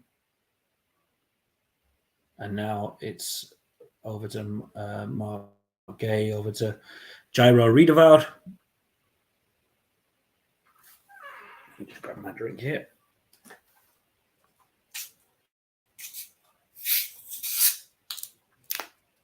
Sorry, hey, I missed your comment there, my friend. 1 second. Is Levi Colwell still a target? Seeing as Chris Richards is all but done, I don't think so. It wouldn't make sense to sign the centre-back having just signed one, unless we're preparing to let Mark Gay go to Tottenham. But nothing's come of that because Tottenham can want him all they want. But if they're not prepared to spend the money, yeah, mate, jog on. But Andy Clements here says, I think Richards can play left-back, centre-back, or right-back. Well, a bit of versatility at the back wouldn't hurt. Obviously, it's up for debate how you feel about it. But Sonny says, I'm liking this midfield 3. Schlupp's another player underrated by a large percentage of the fan base. I don't get the Schlupp hate, you know. I really don't. It mystifies me why people hate him for some stupid reason. I think he's one of our better players, to be totally truthful. But what can you do, people? What can you do? Oh, dear. The Palace stream is cut out. I knew that could happen. Okay, let's see. 1 second there, people. Nope, it's cut out. But Sonny, your feed must be better than mine. My Wi-Fi, I must be getting nippered again. This is not good. Let's see. Let me see if I can rescue the issue here. Let's have a look. Nope, it's still not helping me. Yeah, so Sonny must have seen that. But hey, big up to David Lee. Says big up everyone. Big up yourself, David. Hope you're good, my friend. Sean says, I love Schlupp. I don't know why they hate on him. It's what Palace fans do. We have to have a player that gets on, you know, the players that deserve hate get awfully protected by the fan base for an awful I mean, so many people used to tell me, no, Jordan Much is a good player. You've got to give him time. My God in heaven. I actually am mystified people actually were convinced he was a good player. He was dreadful. Ayers says, I don't see Gerhi leaving anytime soon. However, I'm not confident regarding Elise. He may leave next year. Listen, if stupid money comes in for him, I'm backing it 100%.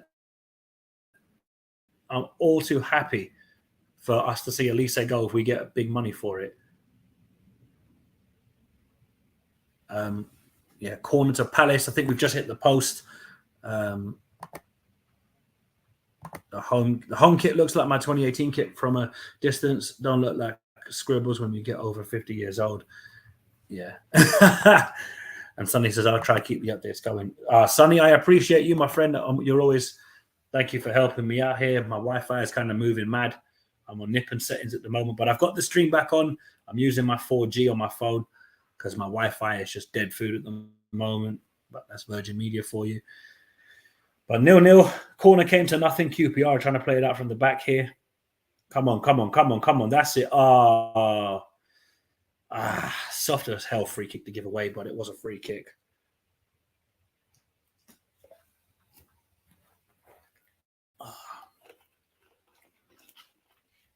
Okay, that's it. That's it. What's it? Oh, that was nice, Luke. Yeah, and he's won a free kick for that. Sean is saying 60 million for Elise and 100 million for Mark Gerhi. I mean, if Newcastle want to give us 60 million for Michael Elise, I'm not going to turn down a 52 million profit on a player. That'd be crazy money to bring in for a player that, let's be fair, he will play at the top level, probably just not with us, which is a shame. But, you know, he's way too good to not play at the top level. Come on, we all know it. And Mark Gerhi, I mean, Chelsea must be kicking themselves they sold him. But, you know, they took the money, we got the player. That's the beauty of transfers. I think QPR have been given a free kick here. Bit of a niggly game at the minute. It's a lot of sloppy free kicks being given from both sides, but it's pre-season. Surprised that there's such a small attendance there. I mean, granted, it is a pre-season friendly, so you're not going to get a fully kitted out Loftus Road. Let's be fair, we're not that big an attraction, but, you know, Premier League team coming to a Championship team, you think there'd be a bit more in attendance, but maybe they had a restricted capacity. I don't know. But, yeah, if any of you have been to Loftus Road, like if you were there for the last time we played QPR, is it worse than Selhurst Park as a ground?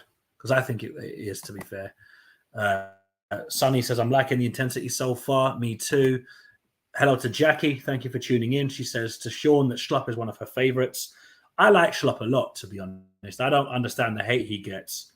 You know, I mean, he's Expression's arch nemesis. Oh, that was risky. QPR on the ball here on the left-hand side of our box. Come on, stand him up, stand him up. Okay, their shot comes to nothing. Kevin says, amazing how the internet works on the other side of the planet and 14 seconds ahead of you. Yeah, mate, but it's like you're a whole different time zone ahead of me, mate. So, you know, it is what it is. But Palace fans are there. I can see them. They're just behind the goal. QPR have a corner here at the moment. Again, people, anyone wants to jump in, it's in the chat, and I'll put it back in the chat in a second.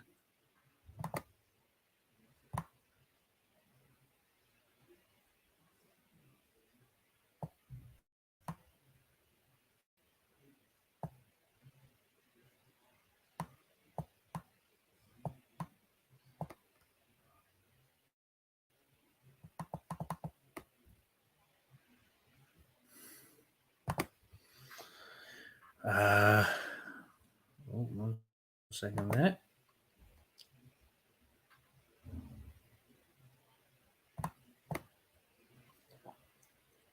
Dan Smith has said he's won the Premier League. Who else have we got that's done that? Well, no one really, to be fair, but, you know, it is what it is. Jackie has said that Loftus Road is in need of a makeover, a bit like a luxurious Selhurst Park. Well, Selhurst Park could do with a makeover as well, and obviously we've seen the plans to do that. Sean says, love, thanks, guys, for the love, and smash that like button. Absolutely. Big up to you, Sean. And Sonny here has asked, any reason why we haven't announced Kuyate's departure? Is there still a chance of him staying? I mean, I wouldn't be against it because, again, much like Martin Kelly, he was a dependable player, very much a dependable player when called upon. Scored a few goals over the last couple. Oh, Wilf, you've way oversold that. Classic Wilfred Zaha.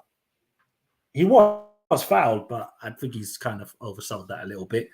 But I think there could be a chance of him staying, Sonny. There could be. Sorry. Hello to Aaron. He says, hello, mate. Where can I watch? You can watch it on Palace TV on the Crystal Palace app. But we're not watching it here. I'm just watching it here on the app on my phone. I've got my laptop here to hold down the watch along.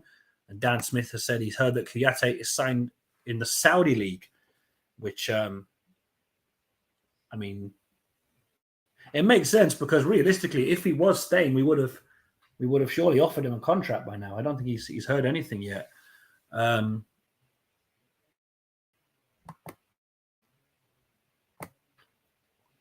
think somebody tried to jump in there for a second and then it disappeared. Well, if anybody does want to jump in, the link is in the chat, so by all means jump on. Just shy of 24 minutes gone and still 0-0. Nothing really to write home about, really. It's not been an end-to-end, but Palace are on the move here. Luke Plange is on the right-hand side. Come on. Go on, Luke. That's it. That's it.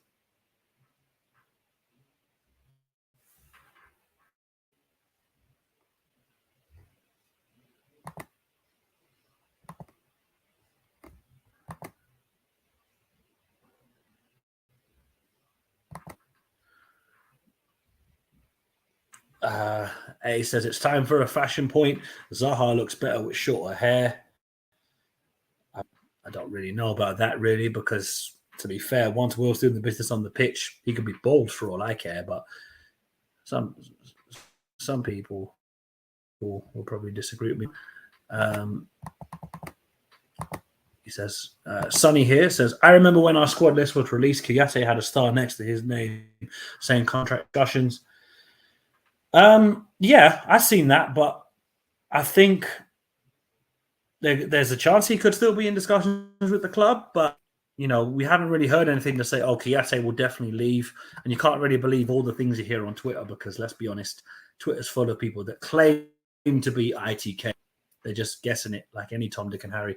I wonder if Kuyate said about us winning the league would come true, his prediction after he came back from Africa.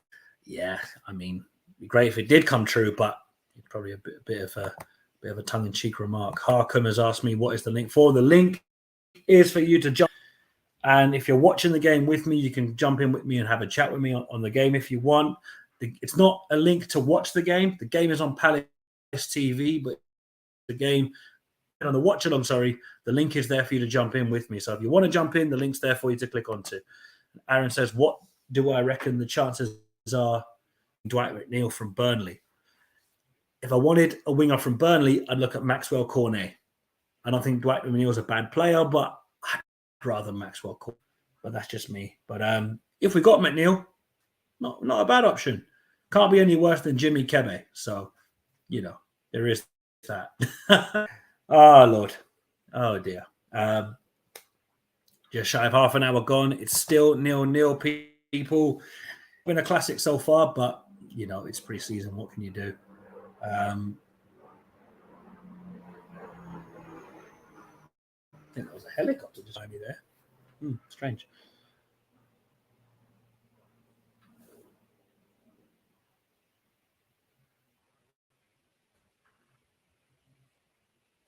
And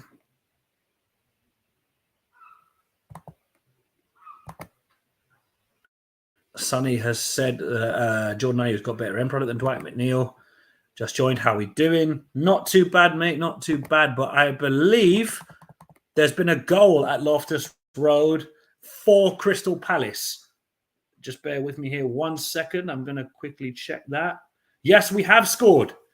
1-0 to Palace. And it's Eberechi Eze with the goal. So I now have to update the scoreboard. But it is QPR 0, Crystal Palace 1. Eberechi Eze on his return to Loftus Road gives Palace the lead. It is QPR 1, QPR 0, sorry, Palace 1.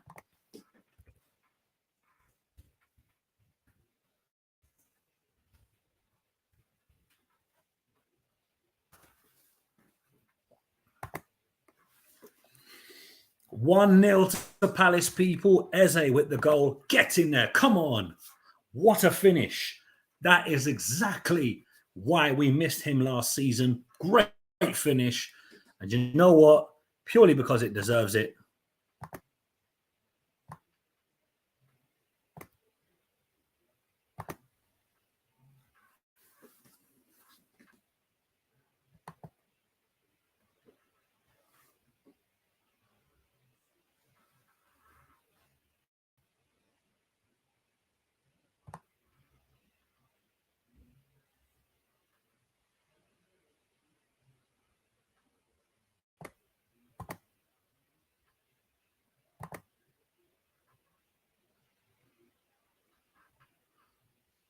Harcom says, damn, Eze betrayal. Not at all. QPR got good money for him from us, so it's not a betrayal at all. Sorry, Don Smith. I kept seeing you calling you Dan. Sorry, Don. Don Smith says, I just looked at it. Says Kiyate is in talks with Al Ittihad in the Saudi League. And Kevin says, nice shot, but a bit too easy. Listen, if it goes in, that's all that matters. Sonny says, we don't need a Gallagher replacement. Gallagher was our temporary Eze replacement. I've been saying this, and people keep telling me I'm crazy. Eze, at full fitness, a full preseason, we'll see how he was when he first joined, where he was tearing people apart. I mean, Sheffield United don't want to see him anytime soon. Now, obviously, the injury he got has obviously had a bit of a knock-on effect. But at the moment, people, it's QPR 0, Crystal Palace 1, Abere Eze with the goal. Jim says we need a striker. Well, Jim, if we need a striker, can you name a striker you think we should sign? Because of all the positions we've been hearing about, striker's not one that we've been linked with any strikers. So that's a bit strange. Oh, I think QPR nearly scored there. Bloody hell. That was close. And Jim's saying go for Danny Ings. With his injury record, though, I don't know. Because, and plus Villa would look for mad money off him. So I think you're crazy to want Danny Ings. But fair play to you, mate. Fair play. If you think Danny Ings is a good shout, I'm not going to disagree with you. A says, I agree with you on Eze. And it was with Hodgson when we played defensively. I think he'll get better. Ebb's got 12 Premier League involvements in his debut season from left mid in a Hodgson 4-4-2. The boy is a star. £16 million. You know what I'm saying? The kid's an absolute monster. Trap, big up to you, my friend. He said, did Eze celebrate? No, he didn't. Very muted celebrations from Ebere Eze. Of course, that was his former club. Big up to Twisted, who might be from Back of the Nest. Shout out to the boys over at Back of the Nest. Said Emmanuel Dennis could do a job at Palace. Yeah, he could. He could, but I don't see Watford selling us another player because bear in mind, their fan base are still pissed that Will Hughes joined us from them. They haven't quite accepted that, he's gone to a proper club, as the man himself tweeted out. But we move. QPR 0, Palace 1. If you're just joining, Ebere Eze with the goal on the 28th minute. We're only 31 minutes in, so the goal wasn't that long ago. Great strike from outside the box. Not much the keeper could do. Big up to Richard Greenwood. But Jim Jones here says, yeah, Dennis is a good shout. Sonny says, in my opinion, we don't need a striker. We have 3 at the club who could all score 12 plus. Maybe, Sonny, maybe. Richard Greenwood here says, big respect to Ebbs. Of course, he's playing his former club, so he's probably going to be a bit more muted in his celebration. Big up to Nordine Senamoski. I hope I pronounced that correctly. He says, Crystal Palace FC. Aaron Hernando says, hate to ruin the mood here, but who do you think will take over Wilf on the left wing, left striker if he leaves? Son Edouard, possibly Michael Elise, possibly Jeffrey Schlupp, possibly Ebere Eze. This is the beauty of having a sporting director that looks at in the worst case scenario where we lose Wilf, we have players that are there to take over from him. If we lose Wilf, it's no longer immediate relegation. It's all about, right, let's just see who we can play there that can do. Obviously, to lose Wilf, devastating, heartbreaking, unthinkable now. But let's be fair. The guy's quality. He has been since he's been at the club. We know what he can do, for Christ's sake. Kevin Benson says, why haven't we seen Sam Johnson in goal? He's injured, as far as I've heard. Sonny says, mate, Edward can play on the left. A says, off topic, but who will go down? I'd say Bournemouth, Everton, and Brentford. They're weak sides who haven't been busy at all on the transfer market. Fulham and Leeds to remain up by a thin margin. Southampton will struggle too. And Sonny says, Sam Johnson has a small thigh injury. He may be back for game week 1, which is, of course, the Arsenal game. But to go back to your comment here, A, about who do we think will go down, I think Everton, sorry, Matt, I think Everton will struggle again. They haven't been able to spend money. They've sold their best player, or one of their best players, rather, in Richarlison, and haven't invested that money. Obviously, FFP has really hurt them. So Everton could be in trouble. I think most Everton fans have accepted that. Brentford, they've lost Christian Eriksen. Of course, his contract ran out there, so they can't call on him. And Ivan Toney is still up in the air because obviously a lot of clubs are sniffing around him. Bournemouth, the funny thing is, if Eddie Howe was still their manager, I'd want them relegated straight away. I don't like Eddie Howe. But with Bournemouth, it's just, they're just Bournemouth. If they stay up, great. If they don't, unlucky. Sonny here says, Leeds looked poor yesterday against a weakened Palace side. Yeah, they did look poor, mate. I don't think they were particularly great. But it's pre-season. You can't write into pre-season too much because, let's be fair, it wasn't that long ago we lost 6-2 to Barnet, and they were a National League side at the time. So don't read too much into pre-season, folks. Sean here says maybe Sheikh Doucouré will play in the 6 all by himself, and that will allow Eze and Schlupp to push up and press. Maybe that, possibly. Kyle Waterman, thank you, Kyle, for joining up. Appreciate you having you on the channel, my friend. But for the first time ever, I have accepted that Wilf can still think we can perform. We proved we could play without him last season. That's the thing. We've been Wilfred Zaha FC for so long. Now we know we've got players that can call us even if he does go. Don Smith said, did everyone see Gallagher's penalty miss? Ouch, what was he smoking? Well, again, pre-season, folks, don't read too much into how players play in pre-season. I mean, bear in mind, Jordan Much was our top scorer in pre-season not too long ago. Jordan Much. Yep. So, don't get me wrong, terrible penalty, but he wanted to go back to Chelsea. He's at Chelsea. If he doesn't get a game, then so be it. We'll move on because that's what we do. But Aaron Hernando says Hughes or Schlupp. In what context do you mean, Aaron? Do you mean which of them do I prefer, or which do I think is the better player? Kind of elaborate on that one. But I think Schlupp has a bit more to offer than Hughes. And Sonny agrees with me, actually. Sorry, Sonny, I'm after skipping your comment there.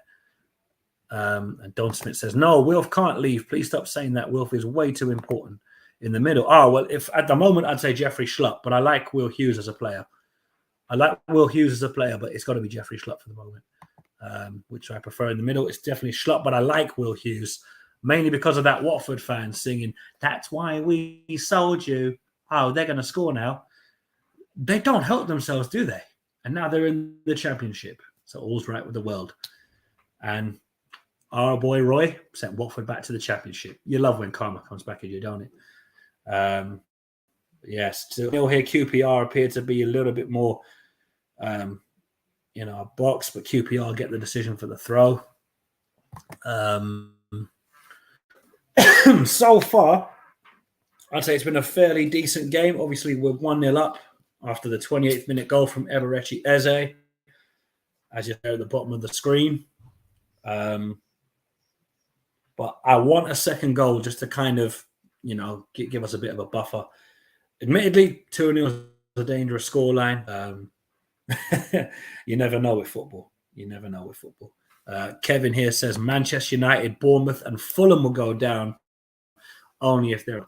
I don't mind Fulham, I don't mind Fulham. I don't mind Fulham at all. Oh, good save, Whitworth. That wasn't a difficult save. Sonny here says that 1-0 win against Watford last season was so funny. All the stuff about Roy afterwards was class. It's just proper shithousery, isn't it? Like he's Watford's manager and he's there hugging and joking with the Crystal Palace players. Yes, he was our manager prior to the start of last season, but that just boiled so many Watford fans' piss. And Will Hughes' tweet afterwards where he tweeted out, proper club. Yeah, we're going to live rent-free in their heads for a long, long time. Have done since the playoff final. And yeah, Sean here concurs with Sonny. He says, oh my God, that was so funny. Roy said that the Watford fans was too far away. I mean, to be fair, if you've ever been in the Arthur Waite stand, it's a bit of a trek. So I can understand why Roy was probably reluctant to go over and clap the Watford fans. But let's be fair, Watford are just shit. Like, they come up and they go back down. What's the point? And I know, some Watford fan will say, oh, well, we had 5 seasons in the Premier League. True, but it went down. And, this is our now soon to be 10th season in the Premier League, which I can't believe is a thing. But there we are. So, folks, we are still 1-0 up with just closing down on half-time. It's QPR 0, Crystal Palace 1. Eberechi Eze with the goal in the 28th minute. And admittedly, QPR don't look like much. If this is how they're going to play against Blackburn, they could be in trouble. A here says, Watford spends more money to hire and fire their manager than they do to improve their squad. Yeah, I mean, look, the Pozzo are an interesting ownership model. They hired 3 managers in one season and still went down. So that kind of shows you that they don't. And funnily enough, the managers of Watford don't even get a say on transfers, which is mind-boggling to me. I mean, if you're going to give a manager the job, give him the time to buy players that suit his style of play. Like, wow. But, we're not Watford, so I don't really care. Still 1-0, people.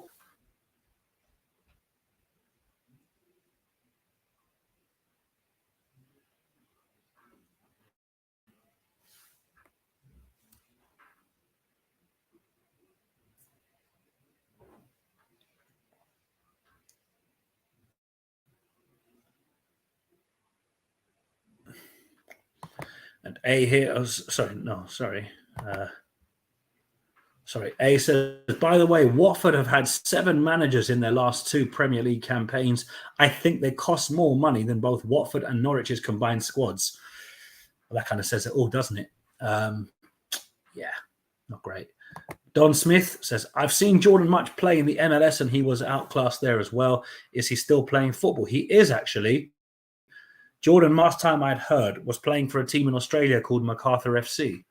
I mean, he's nowhere near as good as MacArthur, but nice that somebody named a football club after James MacArthur. That's a nice thing to see. Sonny says, the thing is with Watford that I don't get is that they hire actual decent managers, but they are so shit. None of them can save them. I mean, that's the thing. You look at the players that they had last season, Ismail Assar, Emmanuel Dennis, Musa Sissoko, even Ben Foster. These are not bad players in the slightest, but there's nowhere near enough quality across the squad where you'd say, yeah, Watford have got a good chance of staying up. They're just dead food. Let's be real, they are. And Sonny says, I swear Jordan Much plays for FC Seoul. Like I said, the last time I checked, he's playing for MacArthur FC in Australia, but I could be wrong. Justin Eze, he says, oh, Odson Edouard, we love you in the red and blue. Fair enough. I much prefer the Celtic song for him, I Want to Be Edouard, to the tune of I Want to Be Adored by the Stone Roses. Yeah, I think that's gone for a Palace throw.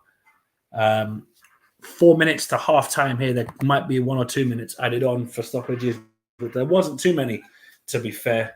But as it stands, it's QPR 0, Crystal Palace 1.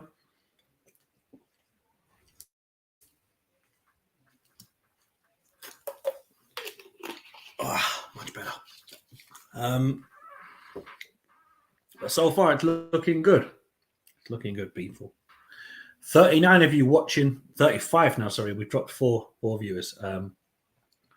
35 people watching. Thank you very much for tuning in if you're still watching it here with us on Eagle-Eyed Football. If you haven't subscribed to the channel, please drop us a subscribe. We are 36 people away from 1,000 subscribers. And the sooner we is the sooner that we start the one chip challenge. Rich is looking forward to doing that. A says, speaking of Watford, who do you see getting promoted? I'd love to see Queen's Park Rangers, but I think we'll get Sheffield United, Middlesbrough in, and then it's up for grabs in the playoffs. Funnily, if Fulham and Brentford were to survive this season and QPR came up, it'd be mad to see all four West London clubs in the Premier League, because then there'd be West Halves, Arsenal, Tottenham, Chelsea, Fulham, QPR, Brentford. Basically 8 Premier League clubs in London. I'd say Sheffield United, Burnley, Middlesbrough, Cardiff, Swansea, maybe Blackburn will be in and amongst the mix. But Don Smith says, Jordan Much plays for MacArthur FC in Australia. LOL. Indeed he does, mate. Indeed he does. Sonny says, sorry, Burnley will be interesting. I don't think Burnley have ever been interesting, to be fair, but I get what you're saying. And Watford will always have Elton John. Yep, they'll always have Elton John. But I do find it mad that they have this weird hatred of us. It's kind of funny. Kevin here says, Plange needs regular starts or another loan. Wilf's down here on the left-hand side. Shoots, shot is blocked. Out for a Palace corner. A says, let's not forget about West Brom too. Just hope we don't see Burnley and their rugby squad ever again. I mean, Vincent Kompany might turn them into a footballing team, though, because obviously Sean Dyche is no longer their manager. They sacked him at the end of last season, in my opinion. But yeah, hopefully, no. And a big chance blown there, and it's half time, people. It is half time in this preseason friendly, and it is QPR 0, Crystal Palace 1 at half time. That goal from Eberechi Eze. It's now 1-0 at half time. Big up to Solo. Big up to you, bro. How you doing? You good? But yeah, halftime, people. It's Queen's Park Rangers 0, Crystal Palace 1. Eberechi Eze scoring against his former club to give us the lead. We are 1-0 up going into the break. And I'll see you guys for the second half. What do you guys think of the first half? Those of you who've been watching the game, do you think we played well? Do you think we played crap? Do you think we need to score 1 or 2 more goals? Let me know in the comments below. I'll be back in 2 seconds. I'm just going to quickly grab something to eat. 1 second.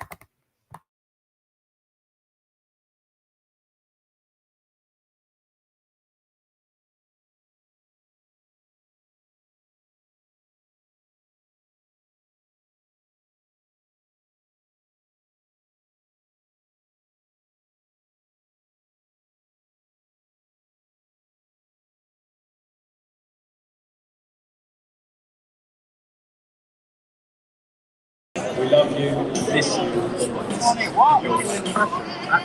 Don't forget, if you'd like to message on the screen or in the program. That was a quality finish. Easy. 1 second. Let me put my headphones in. 1 second. Yeah, no problem.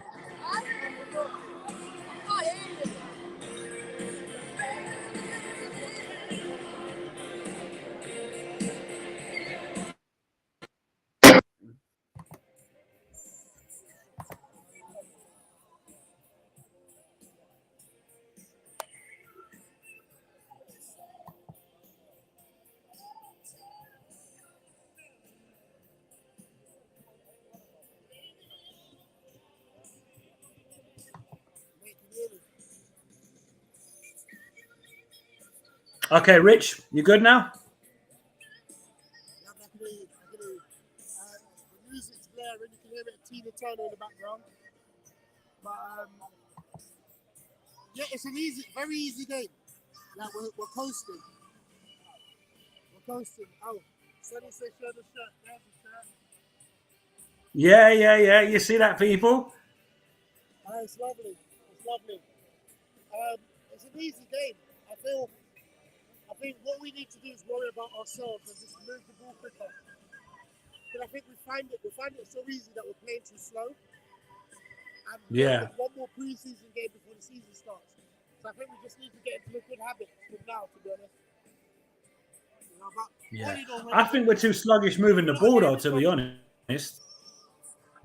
We're too static when we move the ball, fam, from what I've seen. We're moving the ball okay, but we're not really trying to make it work. We're just trying to move it for the sake of possession, move it for the sake of moving it. It's like, come on. And some of the decisions in the final third, it's just like, yes, it's pre-season, so you can't expect it to be game week 1, switched on, scoring a beauty from 50 yards, 30 yards out. But I'm looking at it thinking, if that's a Prem game, we've got to be bagging that. We've got to be taking that chance because they're there for the taking.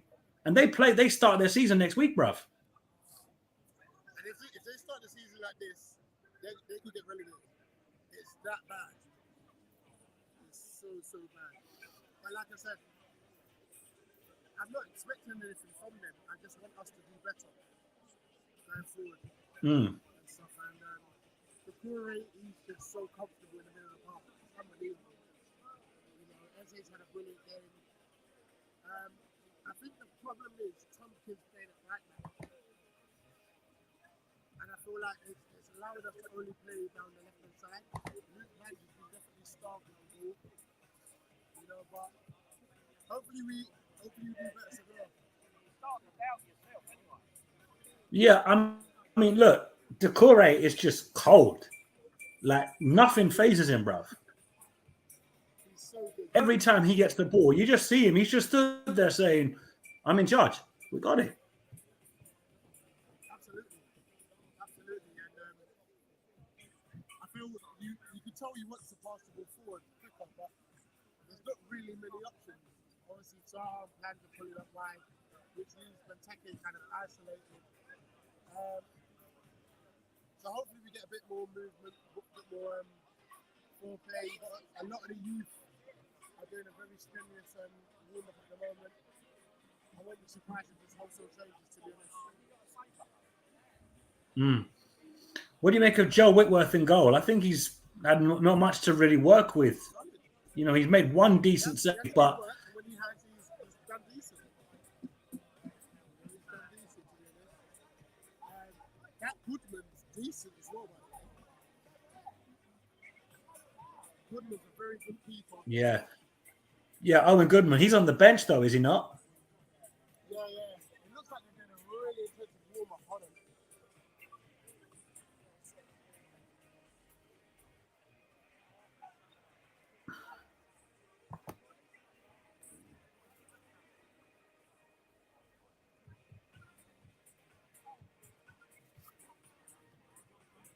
So yeah, I reckon there'll be quite a few changes.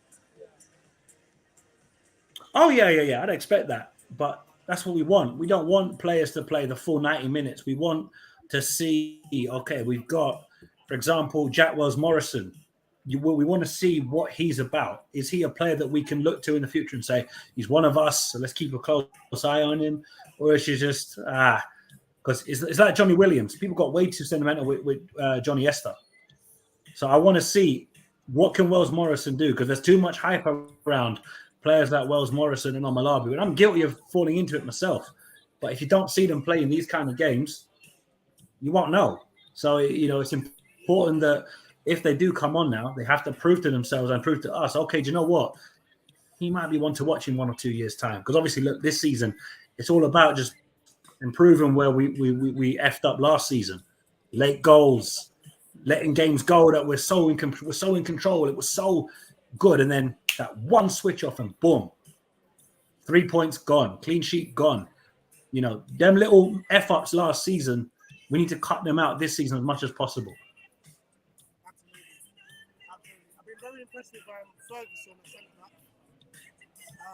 Hmm. I would like to see him play right back just to see what he can do. I know obviously centre back he doesn't have to come up and down, which he has to play with the Phillies and stuff. But if he's going to be a future right back, I'd like to see him play there.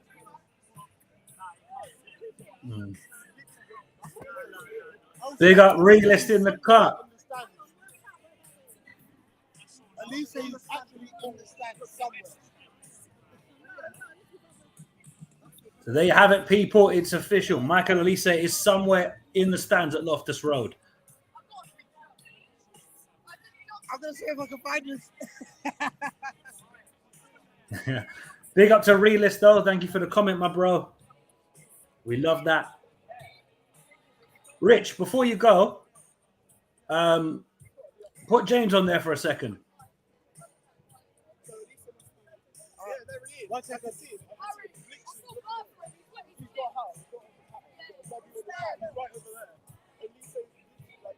Oh, snap, yeah. Elise is just down there. So there you have it, folks. He is there. In a minute, if I can. Hold on 1 second. Let me take my earphones off. Yeah. No problem. Yeah, 100%. How's the game so far, Realist? We're playing all right, mate. We're playing all right. Yes, James. Brilliant game so far. Mate. Hey, I can't hear it. I can't hear. I cannot hear him at all. It's so hard. It's so hard. Too loud. You can't hear. Too loud. Yeah, I was. No, I can hear that. Yeah, I can hear that.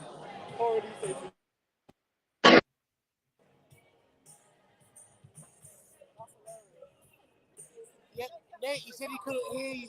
I don't blame you. It's quite loud. Yeah. No, I can hear that. I can hear that. Wicked, yeah, literally, we've got quite a few people making their way over to go see Elise now. There's Steve as well. I think it's Chris Richards here somewhere as well. Ooh, Ferguson or Richards? Ooh. Yeah. Richards. I think Ferguson should stay at centre back just to build his fitness up. Yeah, for real. And Ferguson played well at centre back as well.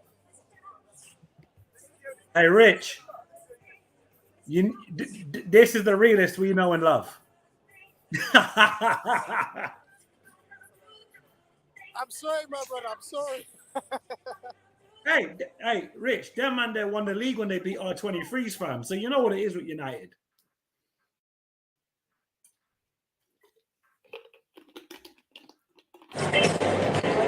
Sorry, Jay was calling me.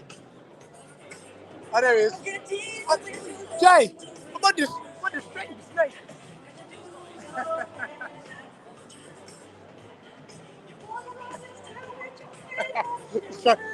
Hey, that's Jay. He's trying to hide. And he's been saying to me, "Oh, I'm going to come on stream sometime." Yeah. Okay. I think he's just tuning in now. Oh, yeah. I won't lie. He's probably waved. We were banging the tequila shop. There he is. He's fried. No, he's here.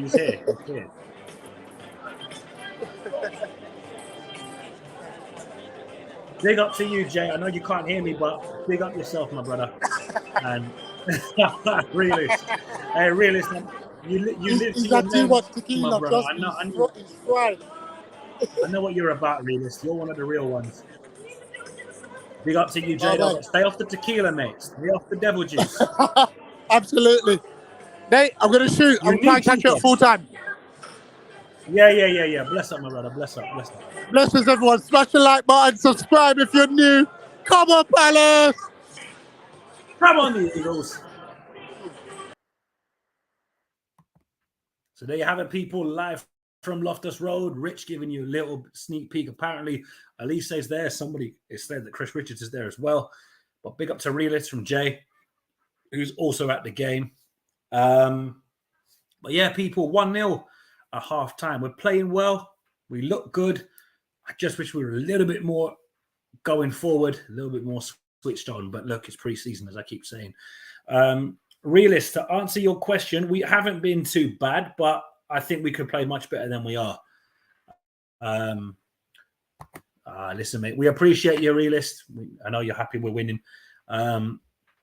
Realist, what's your hope for United this season then? Because I know you're the type to say, listen, as long as United play well, you're not going to get too caught up in the madness of, oh, we're winning the league and da-da-da-da-da. But where do you see United finishing this season, bruv? Put it in the comments below, my friend. Yeah, people still just waiting to get underway for the second half at Loftus Road. It's Queen's Park Rangers 0, Crystal Palace 1. If you're Louis van Gaal, it's Queen's Park Raisins 0, Crystal Palace 1. I'm pretty sure you can buy raisins somewhere in Queen's Park, but I don't think the football team's called Queen's Park Raisins, but that was LVG for you. Yeah, 1-0.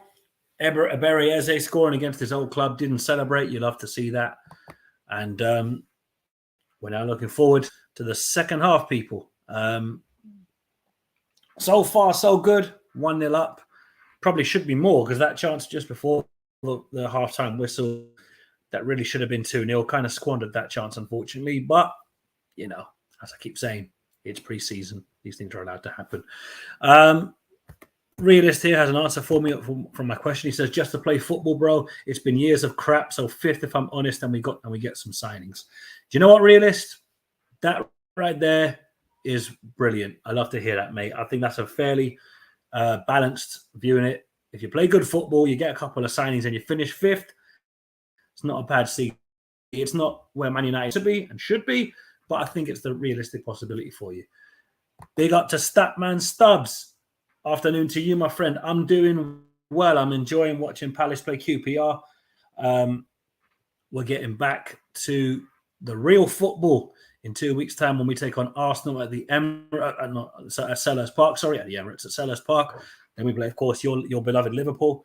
Hazard 0212 Palace says South London is ours. Come on, mate. You know that. You don't need to be saying that. We already know it's true. But we're just about to get underway. Palace have made a whole host of changes, actually. So I'm just going to quickly run through those changes now for you.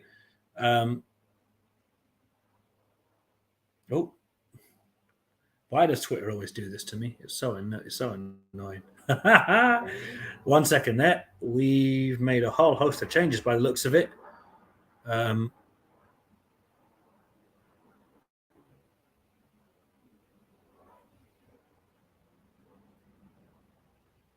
Will Hughes has come on from what I've seen. So I would imagine that possibly Sheikh Doucouré, if he's gone, I don't know. I'm not sure who's gone off just yet, folks. So I do apologize, but I haven't seen who's gone off just yet. But we are back underway. So I need to change the banner here for a second. Stand by there. 1 second.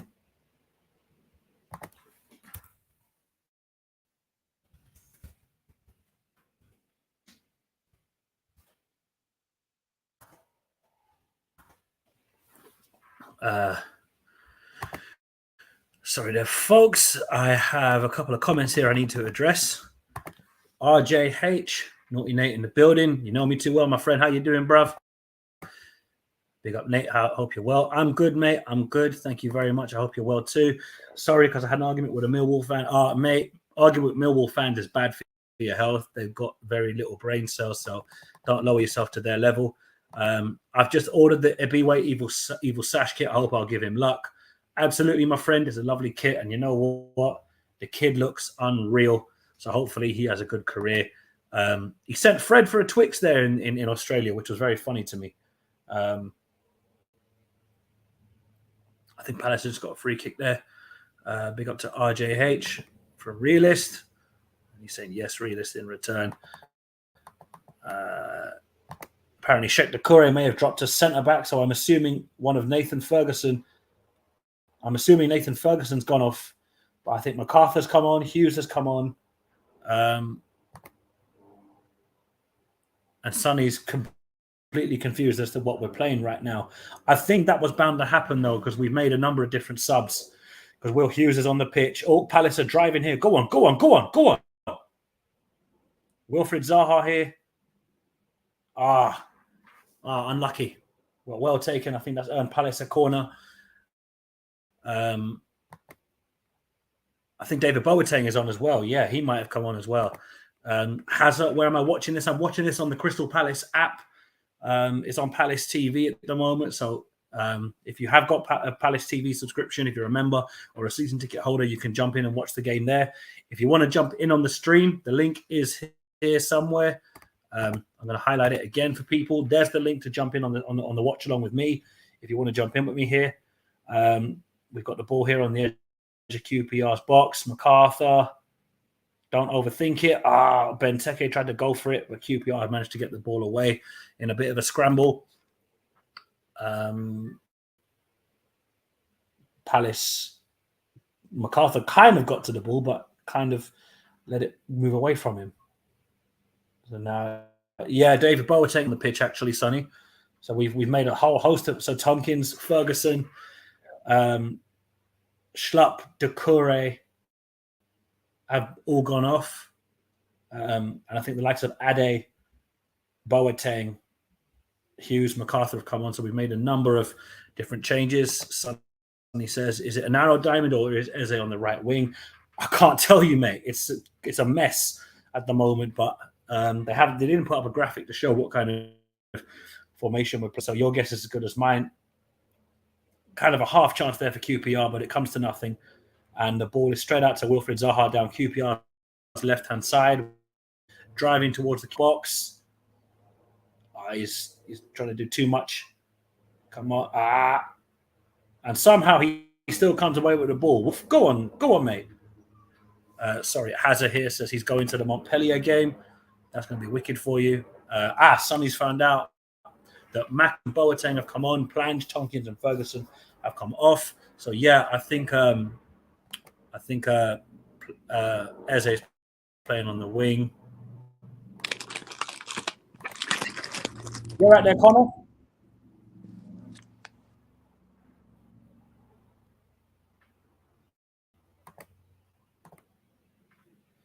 Okay, well, Connor briefly tried to join in on the stream, but has disappeared somehow. So probably not going to get too many people trying to jump on. But Riedewald's here got the ball. It's back to nothing goal. Come on, don't muck about with it. Just get it moving. Get it moving.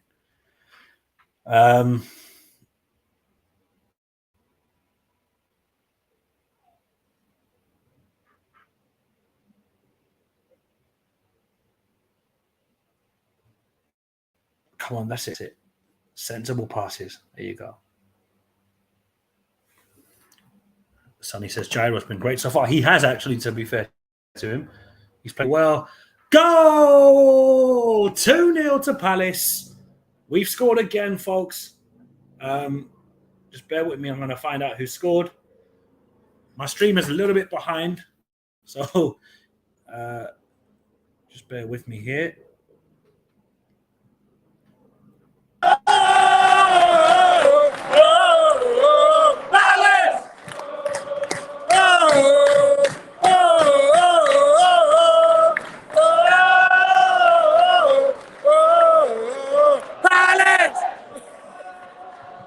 Come on! Who scored?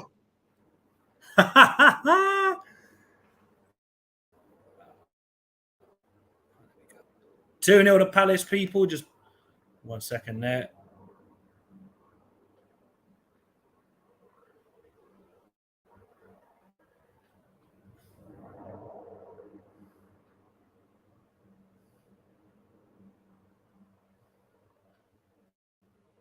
Oh, Wilf, what a goal.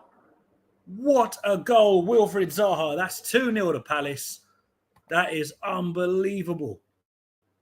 Oh, my God. Yo, that's a cracking goal. No. Oh, mate, what a goal that is.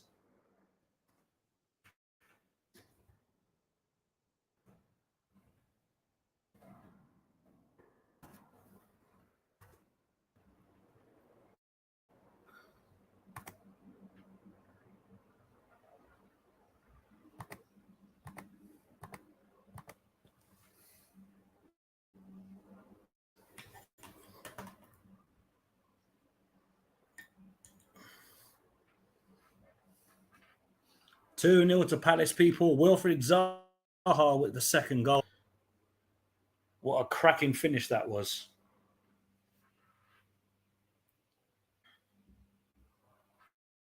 Oh, that was naughty.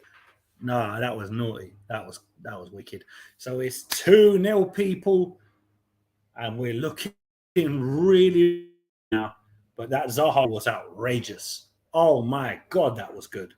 1 second there. Let me try and update the score. There we go.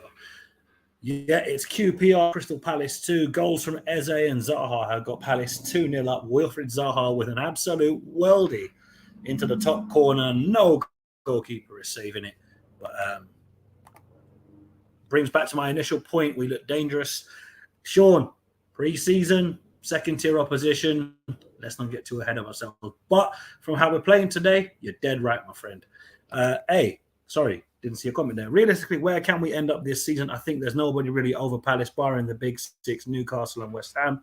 This team must aim for the top 10. Yes, the top 10 is the target. Not Europe, just top 10, and build from there. Let's be real. We've been settling for years and years and years to just stay in the Premier League because that's what we had to do.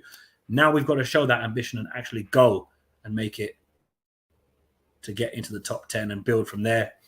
Obviously, our friends on the South Coast, they finished above us last season, but, you know, it's like an elephant up a tree.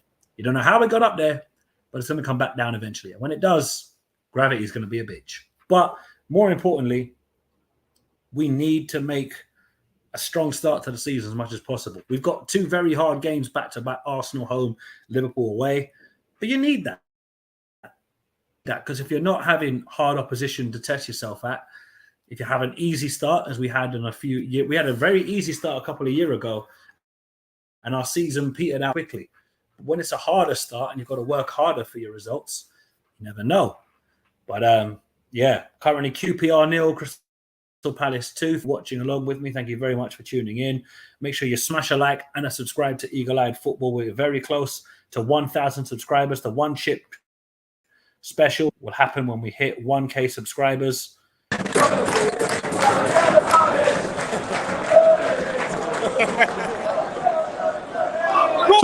Just recruiting some more guys.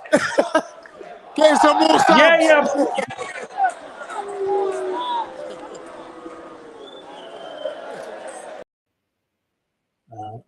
Sean says that's a good contest. Yeah, absolutely, mate. But come on, Palace. We look really, since the Zaha goal, it looks like the energy's really ripped into the team. They look well up for it. And I'm not going to gyro read about a good game. He's been very much a lively player for us in this game so far. You could argue it's the caliber of opposition we're playing, no disrespect to QPR, but he looked like the gyro that we thought we saw when he first came to the club, where he looked involved and looked to get in and amongst the mix. But that's a bit sloppy from Palace there. QPR on the ball here. Come on, Palace.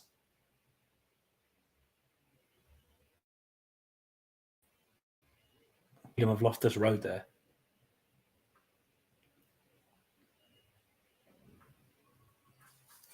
$36 people are watching. Okay, that's it. Go on. Okay, that's it. Eze here on the ball. Oi! I mean, he's got to make the challenge, because otherwise Eze's well and truly on his way towards go. Mate, it's only a friendly. Calm down. Matter of fact, if that were a Prem game, that could be upgraded to a red. It's not a red, but it wasn't a great challenge. He had to make it, but it wasn't a great challenge. But still 2-0 here, folks. Zaha with that alley in the 51st minute. And Eze on the 28th minute made it 1-0. Palace are on the ball here with Zaha running down the left. In your fullback, that's it. With Benteke, MacArthur out wide to Eze. And Eze shoots and hits the side netting.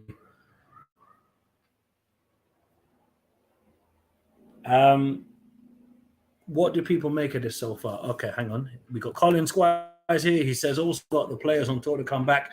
Next week will be near our starting lineup. Yeah, exactly. That's exactly it. We still have the players to come back from the far side of the world. We've played Australia and Singapore. Sean says, I want to see how much we improve under Patrick Vieira. Let's see how we play against Arsenal, then Liverpool. After that, we're going to see how far we've come. 100%. I think, we've made some smart business. We've done some smart deals so far this season. If we can get Chris Richards in before Montpellier and get a good look at him in the next pre-season game, that'd be fantastic. But obviously, there probably won't be nothing done on that until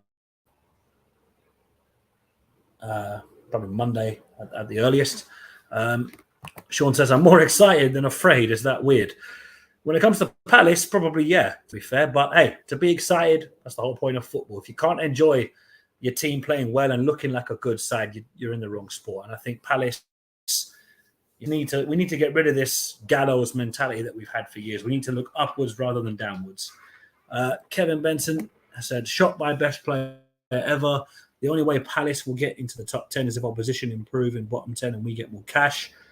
Well, look, Kevin, fair argument, but I think realistically we've been building towards trying to improve our overall league position. Chance here for QPR comes to nothing. Straight at the keeper, safe as houses. Sonny says, I think our squad being split in two has been a blessing in disguise. All the players getting a great amount of playing time. Very good point, Sonny. I would agree with you on that one, my friend. I think splitting the squad and seeing a lot of the youngsters play in Australia and Singapore has given the academy stands who want to see more academy players playing. They've got what they wanted. And those of us who want to see a stronger side play in England, we're getting that as well. Don Smith has said, is big Mamadou Sakho still at Montpellier? Apparently he is, because I think he was on the... Yeah, I think he is at Montpellier. So it'll be good to see him back at Selhurst Park. Shame about Sakho, really, because when he first joined, he was phenomenal. Wait, what the fucking hell was that? What the effing hell was that? That was a dead kick. He may as well just given us a goal kick for it. Mate, give that guy a map. Where was that ball going? That was dreadful. Just about an hour gone now, and QPR are making a change. I couldn't tell you who's coming on. I don't really care. They're going to make a change as well. So it looks like more youngsters are coming in. Charlie Brentwood, a QPR fan. Big up to you, Charlie. Hope says Dick. It was a dead kick, to be fair. Sonny says, well played, Gyro, top performance. And Charlie's rating his confidence. We're going 3-2. We're going to win 3-2. Well, we'll see, mate. We'll see. Charlie, actually, now that we've got you here, what are your chances for promotion this season? Or do you think you'll just have to settle for the top 12? What do you reckon for QPR? Do you reckon you can come up again? Because obviously your friends, Brentford, are up there with Chelsea. Do you think you can go for promotion? Let me know, mate. Let me know. Colin Squires, good thing about our transfer business is they're all young and on 5-year deals. Exactly. We've gone from signing players that were way over the hill to players that we now know we've got a bit of longevity out of. Or if we do sell them on, substantial money back for them. Charlie says, we'll go up through the playoffs. I rate the confidence, mate. Hope that happens for you.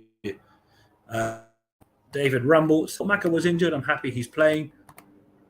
I always love seeing Maka play. He's one of the players that gives everything for the shirt. And Kevin Benson very correctly points out we're more about beating our opponents than we do about beating up ourselves. Yeah, but Kevin, it's the Palace way, mate. We're always going to be, we're doing well. It's a small little club. The mentality has to change, but that's not going to happen overnight. And Charlie there with a handshake emoji. What do you make of... Sorry, it's Charlie. I kind of got sidetracked there. Who do you think will be the dark horses in the Championship this season? Let me know, Charlie. Be good to hear from a QPR fan.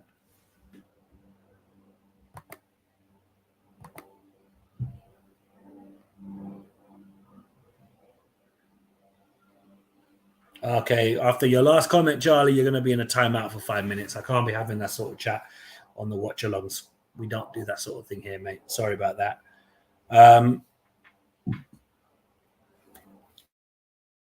Right now, 2-0. QPR not really particularly interested in trying to get the game going here. They're just outside the left-hand side of our box. Cross comes in. Palace deal with QPR. Still have a chance here. A little bit of pinball.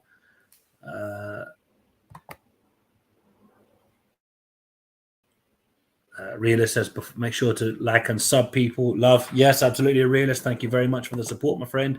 Frank Roberts, do you think Benteke will stay or go?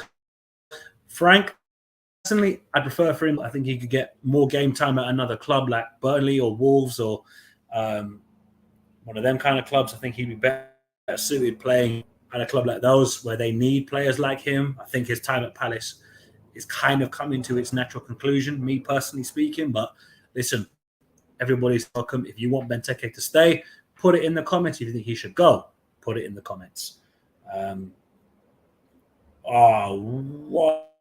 That's soppy. QPR, good chance here. Palace give away a throw. And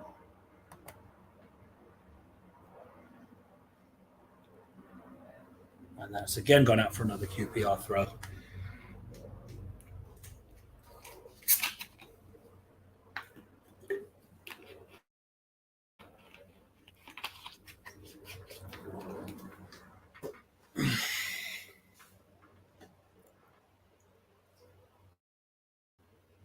Okay, here at the edge of the box, ball goes in.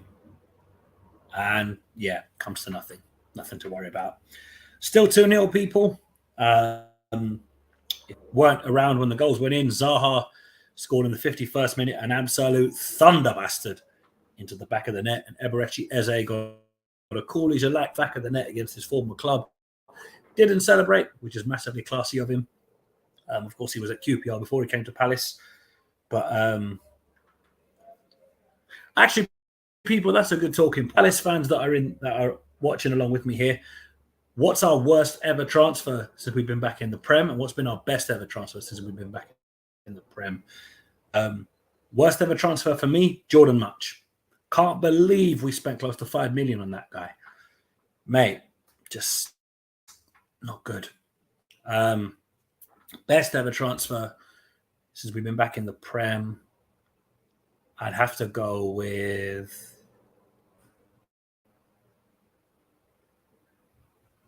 Probably Johan Kabay. I think Aaron, you're on the same. Johan Kabay, absolutely. Frank Roberts says Patrick Bamford was the worst. I don't know about that, in fairness. I think because Patrick Bamford, loan signing, we kind of knew he wasn't going to be around for much. Bit of a coming together there between QPR and a Palace player there. Jim Jones says Edgar Davids, that was in the Championship, actually, Jim. But wouldn't disagree with you. Edgar Davids wasn't really... We didn't get the Edgar Davids we wanted. We got the old man, Edgar Davids. Kevin Benson, the worst French goalkeeper. Yeah, Steve Mandanda was not a good signing, to be fair. Anybody heard of any others were possibly in? The only one I've seen, and it's a fairly tenuous link because of John Textor, would be Nascimento at Botafogo. Has a controlling stake in Lyon and in Palace. He's got more of a higher stake in Lyon than he does Palace, but I think Nascimento being linked with us, bit of a sloppy link in my opinion, but it is what it is. Sean says, I would like to see Richards is going to the right-back area rotating with Klein. That would then probably make Joel Ward fifth choice centre-back. Because Chris Richards would be third choice. And then it's up between Tompkins and Ward then. Aaron Hernando says, I miss the old Luca. Do you know what? There's another player that I think gets unnecessary amount of hate. I seen last season, somebody was saying that, anytime Luca played, we lost. The majority of games we lost where Luca played, when he was taken off, we went on to lose. So he wasn't on the pitch when we go on to lose those games. So the Luca hate for me is just a mad one. But This one that I'm about to show you guys, this is the next one that I was going to get onto. Wayne Hennessy. Not a terrible goalkeeper, but that clanger at Aston Villa in the 2016 FA Cup run, that clanger at Villa away in the league, that did it for me. Don't get me wrong, he played great for Wales in the Euros that year. Obviously, he got to the semi-finals with Wales, but it's just watching him drop the ball and it goes into the net from between his legs. It's just like, oh man, you got to be joking me. That's so terrible. But yeah, Wayne Hennessy is definitely up there. Cenk Tosun, another loan signing that I don't think we needed, but we were in a position to turn it down, unfortunately. So Cenk Tosun would be up there for me. Yaya Sanogo. I'd argue Matthew Flamini. Not really that great.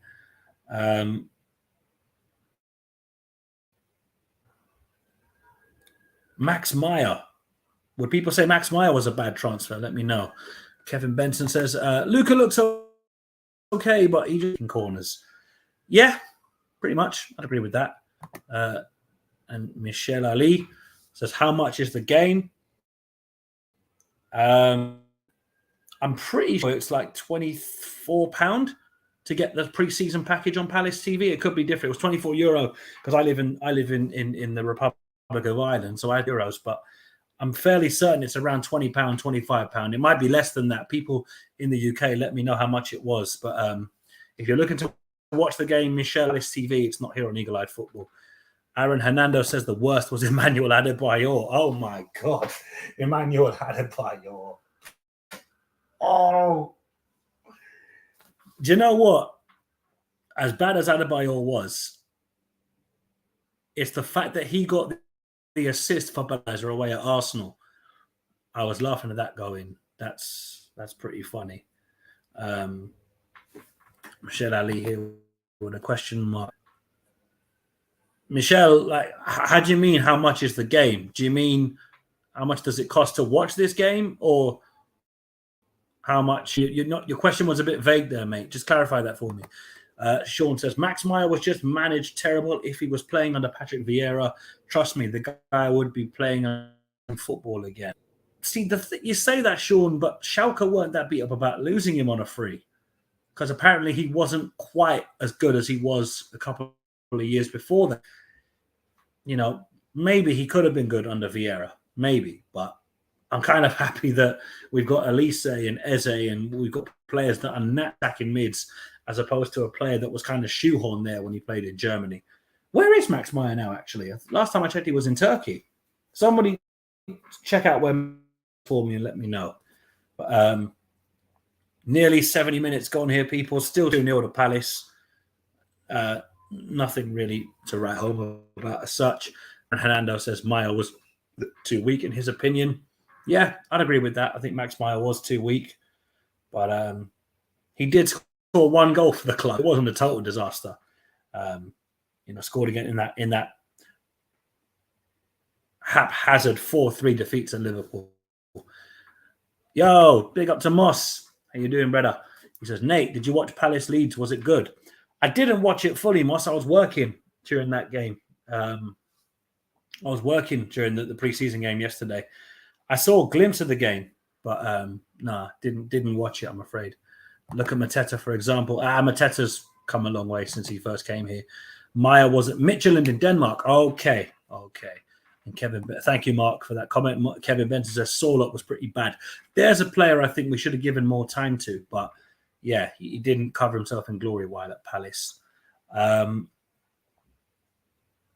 Okay, so here's a question for you Palace fans that are watching this with me. From best to worst, name the managers that you think have done the best for us since we've been back in the Prem, and who's been the worst since we've been back in the Prem. Moss says, coming to London next week from Canada and for the Emirates Cup, then Palace versus Arsenal. Moss, enjoy your time in London, mate. Enjoy the game when you go to Selhurst Park. Just don't get off at Crystal Palace Station. No way. You're better off getting off at Thornton Heath, Selhurst, or Norwood Junction. Crystal Palace, no, not the ground. Sorry, nowhere near the ground, but yeah. Moss says Eze and Zaha, nice. Yeah, they're a fairly good combination there. Aaron Hernando says best was Pulis and Roy Hodgson. Roy Hodgson. Yeah, I'd agree with that. That's a fairly valid statement. I think the worst has to be Frank de Boer. Frank de Boer's got to be top. If I could say Allardyce, sorry, de Boer, Allardyce, and Neil Warnock. Smith, Shamak. Oh, Marwan Shamak. Oh, my days. Remember when he played for us? And you know what? He wasn't that bad, actually. He was actually decent when he played for us. He was decent as a cam, but no, he was dead food. Sorry. So Moss is going with Trev, also known as Creambone. He lives by Sellers Park. Okay, cool. Be sure to link up with the lads. Moss, when you get there. I see you there, Jordan. Bear with me 1 second, mate. Shamak was a cult hero. Vieira's the man. Dutch player culture is always too stubborn, it seems. Yo, what's up, JC? I just landed, man. Long flight. Long flight. Yeah. Shit. But yeah, I just got here. Man, just got the Wi-Fi. I turned it on. I see Zaha scoring a banger. I'm like, I got to jump on now. Bruv, what a goal. Yeah, I didn't see none of it. I literally clicked on as he hit it. And it is what it is. I don't even know. We're playing well. Did Eze get a good reception? I know he scored as well, didn't he? He did. He scored the first goal and he didn't celebrate. So that was nice to see. But you know what it is? It's 2-0 and it's light work, bro. What's up, Ree? You good? Yo, I'm out, yeah? Big up the stream. Yeah. See you later, JC. Big up to JC. Brief cameo. Hope his holidays go well. Moss there with Zaha, ha.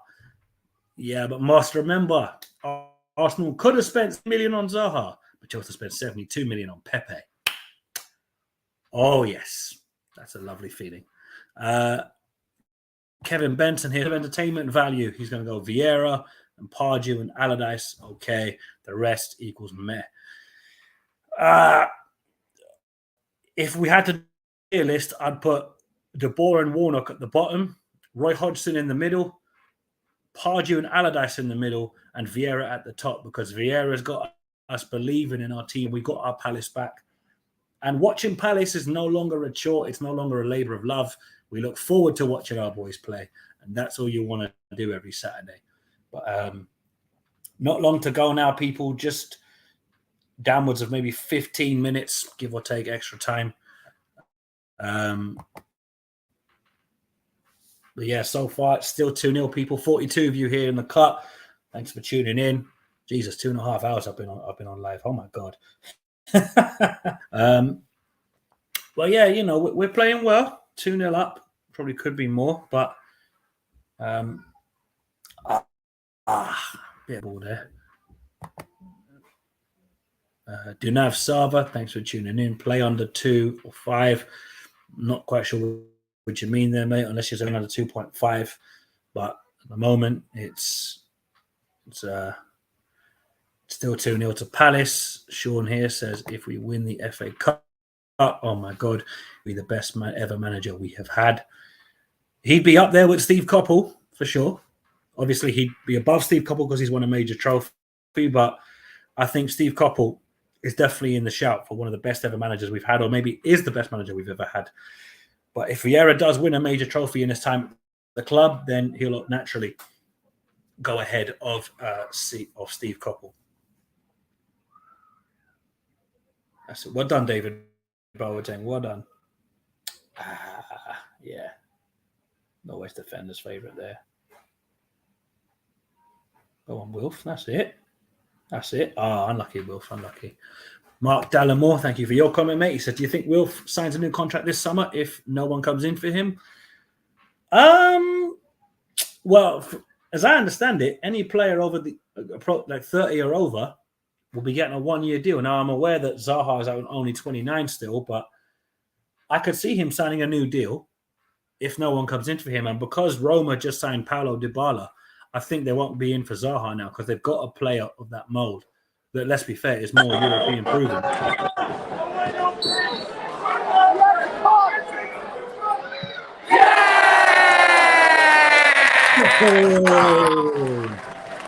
We know.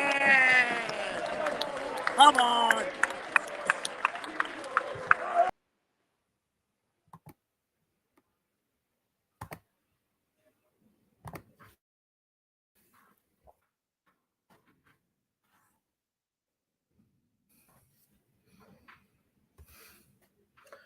3-0 people. Wilfred out with the penalty.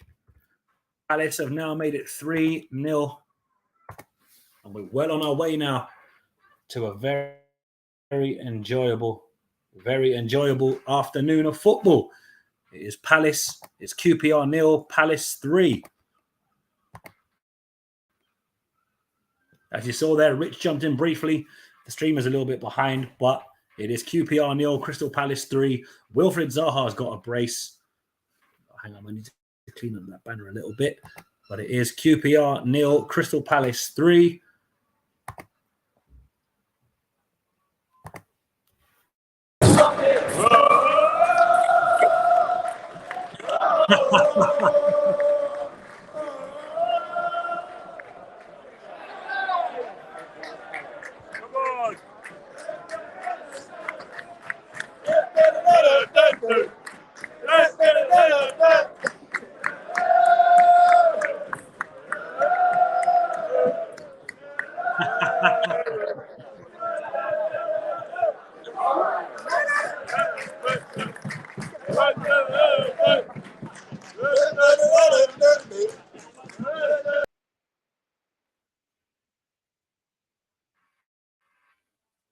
So it's now 3-0. Wilfred Zaha penalty. Oh dear. More Wi-Fi. That's not good. Bloody hell. That's not good. Virgin Media Wi-Fi. You'd love to take the piss, don't you? You'd love to take the piss, mate. But here we are, people. QPR Palace 3. Wilfred Zaha from the penalty spot. Makes it 3-0 to the boys from South London. And Sean said, I told you, Nate, 3 or 4-0. You know what, Sean? Fair play, mate. Fair play. Aye.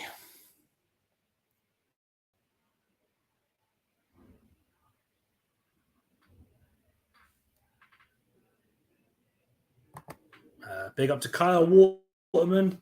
Thank you, mate. He says, I just want to say, as we spoke about strikers earlier, for me, Benteke has to start. We don't use him enough.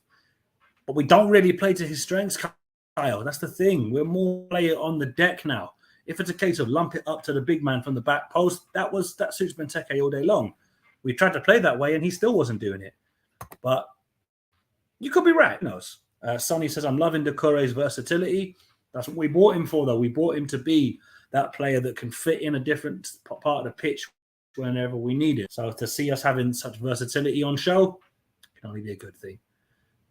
I'll be back shortly, folks. Don't go nowhere. 1 second there.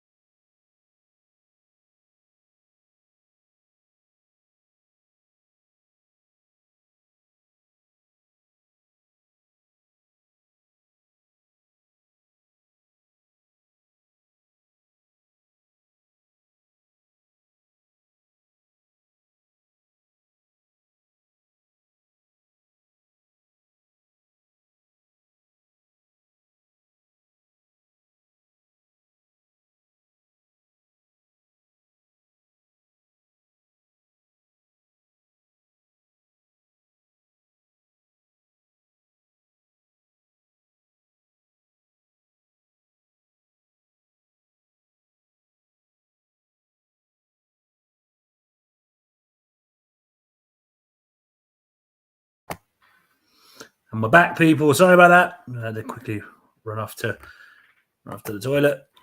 Kevin Benson, been a fan since 79. I'm more excited now than any time since then, especially since I can be teleported to the UK from down here. Next best thing to VR. And Kyle Waterman says, as a centre forward, though, he's assisted 5 or 6 now in like 2 games. True. But as I keep saying, it is pre-season. And remember, with pre-season, even Jordan Much can look like a world beater. So I hear what you're saying, Kyle. You're right when you say that, but let's not read too much into pre-season because Jordan Much, can look every bit like a world beater. So let's not read too much into it. But Mark Gay is down. So we're gonna have to make a forced change here for Mark Gay. Hopefully that injury is not too serious.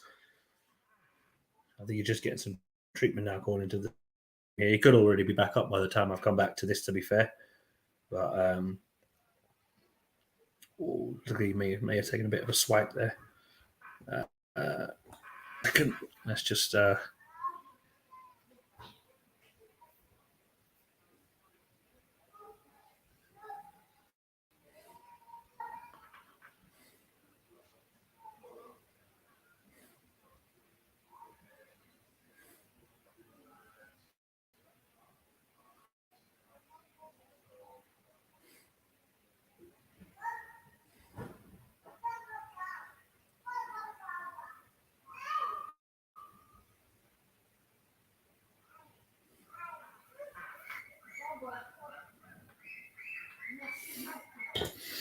not long to go now, people. 3-0 up. It's been a fairly straightforward game, to be fair. QPR have done nothing, which is kind of a shame, really. I was kind of hoping they'd make a bit more of a game of it. But Sonny here makes a very valid point. He says, I think the reason Benteke is having such a good season is because he's our only striker in England. Don Smith says it's a wrap. Glad all over.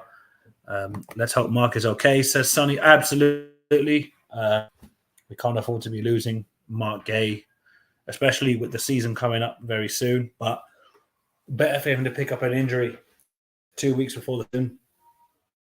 Because if we get it looked at quickly, it might just be a case of a bit of a knock. But yeah, people, 3-0 up.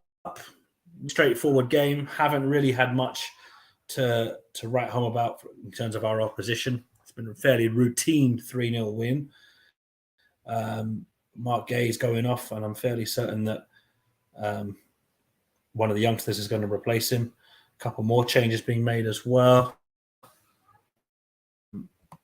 Sonny says he could at least walk off, so he's probably being taken off as a precaution. Absolutely, and let's be fair. Again, it's better to get him off the pitch and get it looked at, or what potentially aggravating the injury more.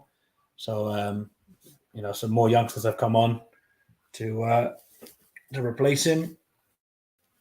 And QPR have a throw here.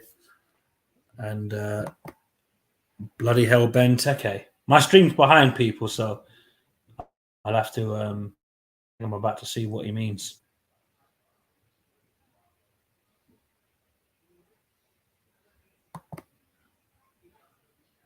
And he says that's why he doesn't week in, week out in the Prem. Okay, I'm way behind by the looks of it. But I appreciate the updating. I appreciate that, my friend. Come on, Palace. Make the most of this. Oh, go on. Okay, this must be what he was on about. Oh, mother's love. That's atrocious, Benteke. All the world. He had all the world to aim at, and he balloons it over to the Westfield Shopping Centre. Mate, that is so bad. No. See, this is what I keep saying, people. Don't look into pre-season too much, because a Premier League game like that, you've got to be scoring that chance. I'm sorry. No, Sonny, don't worry about it, mate. It's cool. If they score, just put it in the comments, mate. I'm getting notifications ahead of the stream I'm watching, so don't worry about it. But yeah, it's oh my god! And look at this, some soft as hell free kick is given away as well. That's just so stupid. 43 people tuned in to the watch along. Thank you very much for that, people. Come on. We can sheet here. We're young with an academy goalkeeper in goal. That's so positive. Admittedly, QPR have been poor, to be fair, but you know, keeping a clean sheet for his confidence would be massive.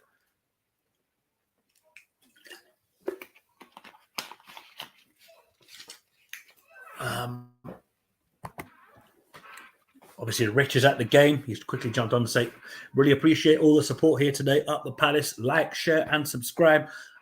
Absolutely, people. QPR could be in trouble. What's going on, Sonny? We're going to go over to our correspondent, Sonny at Loftus Road.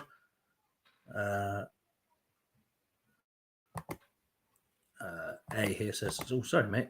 Hey, mate, it was the first time I attended one of your videos. You're a really nice dude, and it was fun talking to you. Thanks for answering my questions, even those non-Palace related. Mate, listen, it's been a pleasure and a privilege to have you on the channel.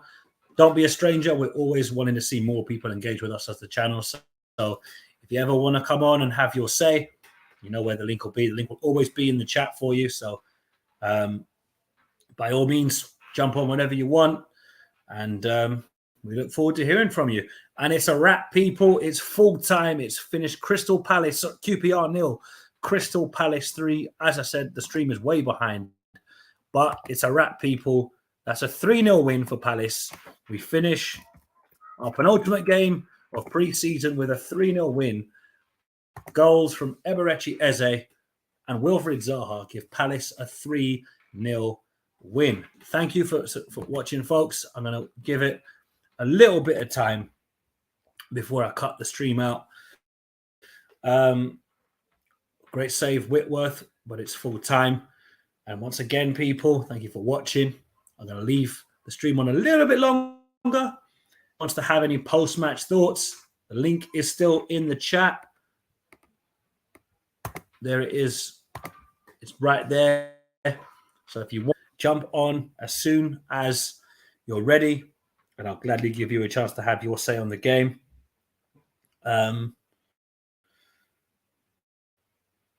Just waiting for the stream to... Oh, yeah, very good save by Whitworth. Absolutely, very good save. Sorry, 1 second.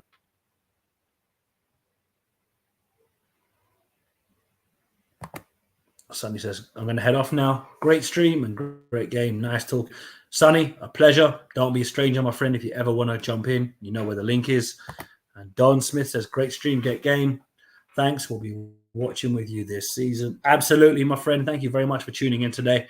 It's been a pleasure to have so many of you in the on the watch along with me. But there it is, people. The stream officially has called it full time.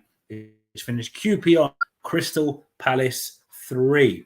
Once again, folks, if you want to jump in and have your say very quickly, there's the link right there. Be sure to jump in if you do. I'm going to keep the stream open for about 5 more minutes, and then I'm going to jump off myself.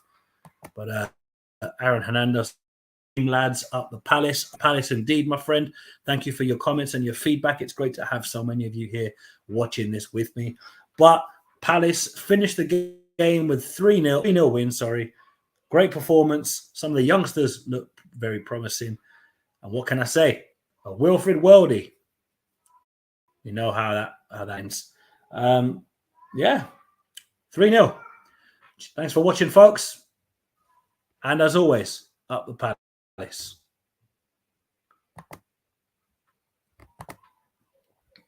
Anybody else, actually, before I jump off here? I just want to make sure if anybody else wants to jump in.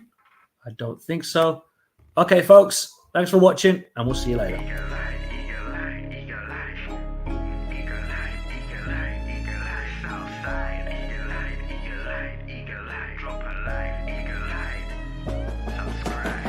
Questions to ask throughout a campaign with the confidence rising. I told JC, Nate and Rich that good times are coming, no need for deep diving. Van Cam's reactions, watch along to the pride of London thriving. The Eagles of South stay flying. Keep your eyes on us, we ain't hiding.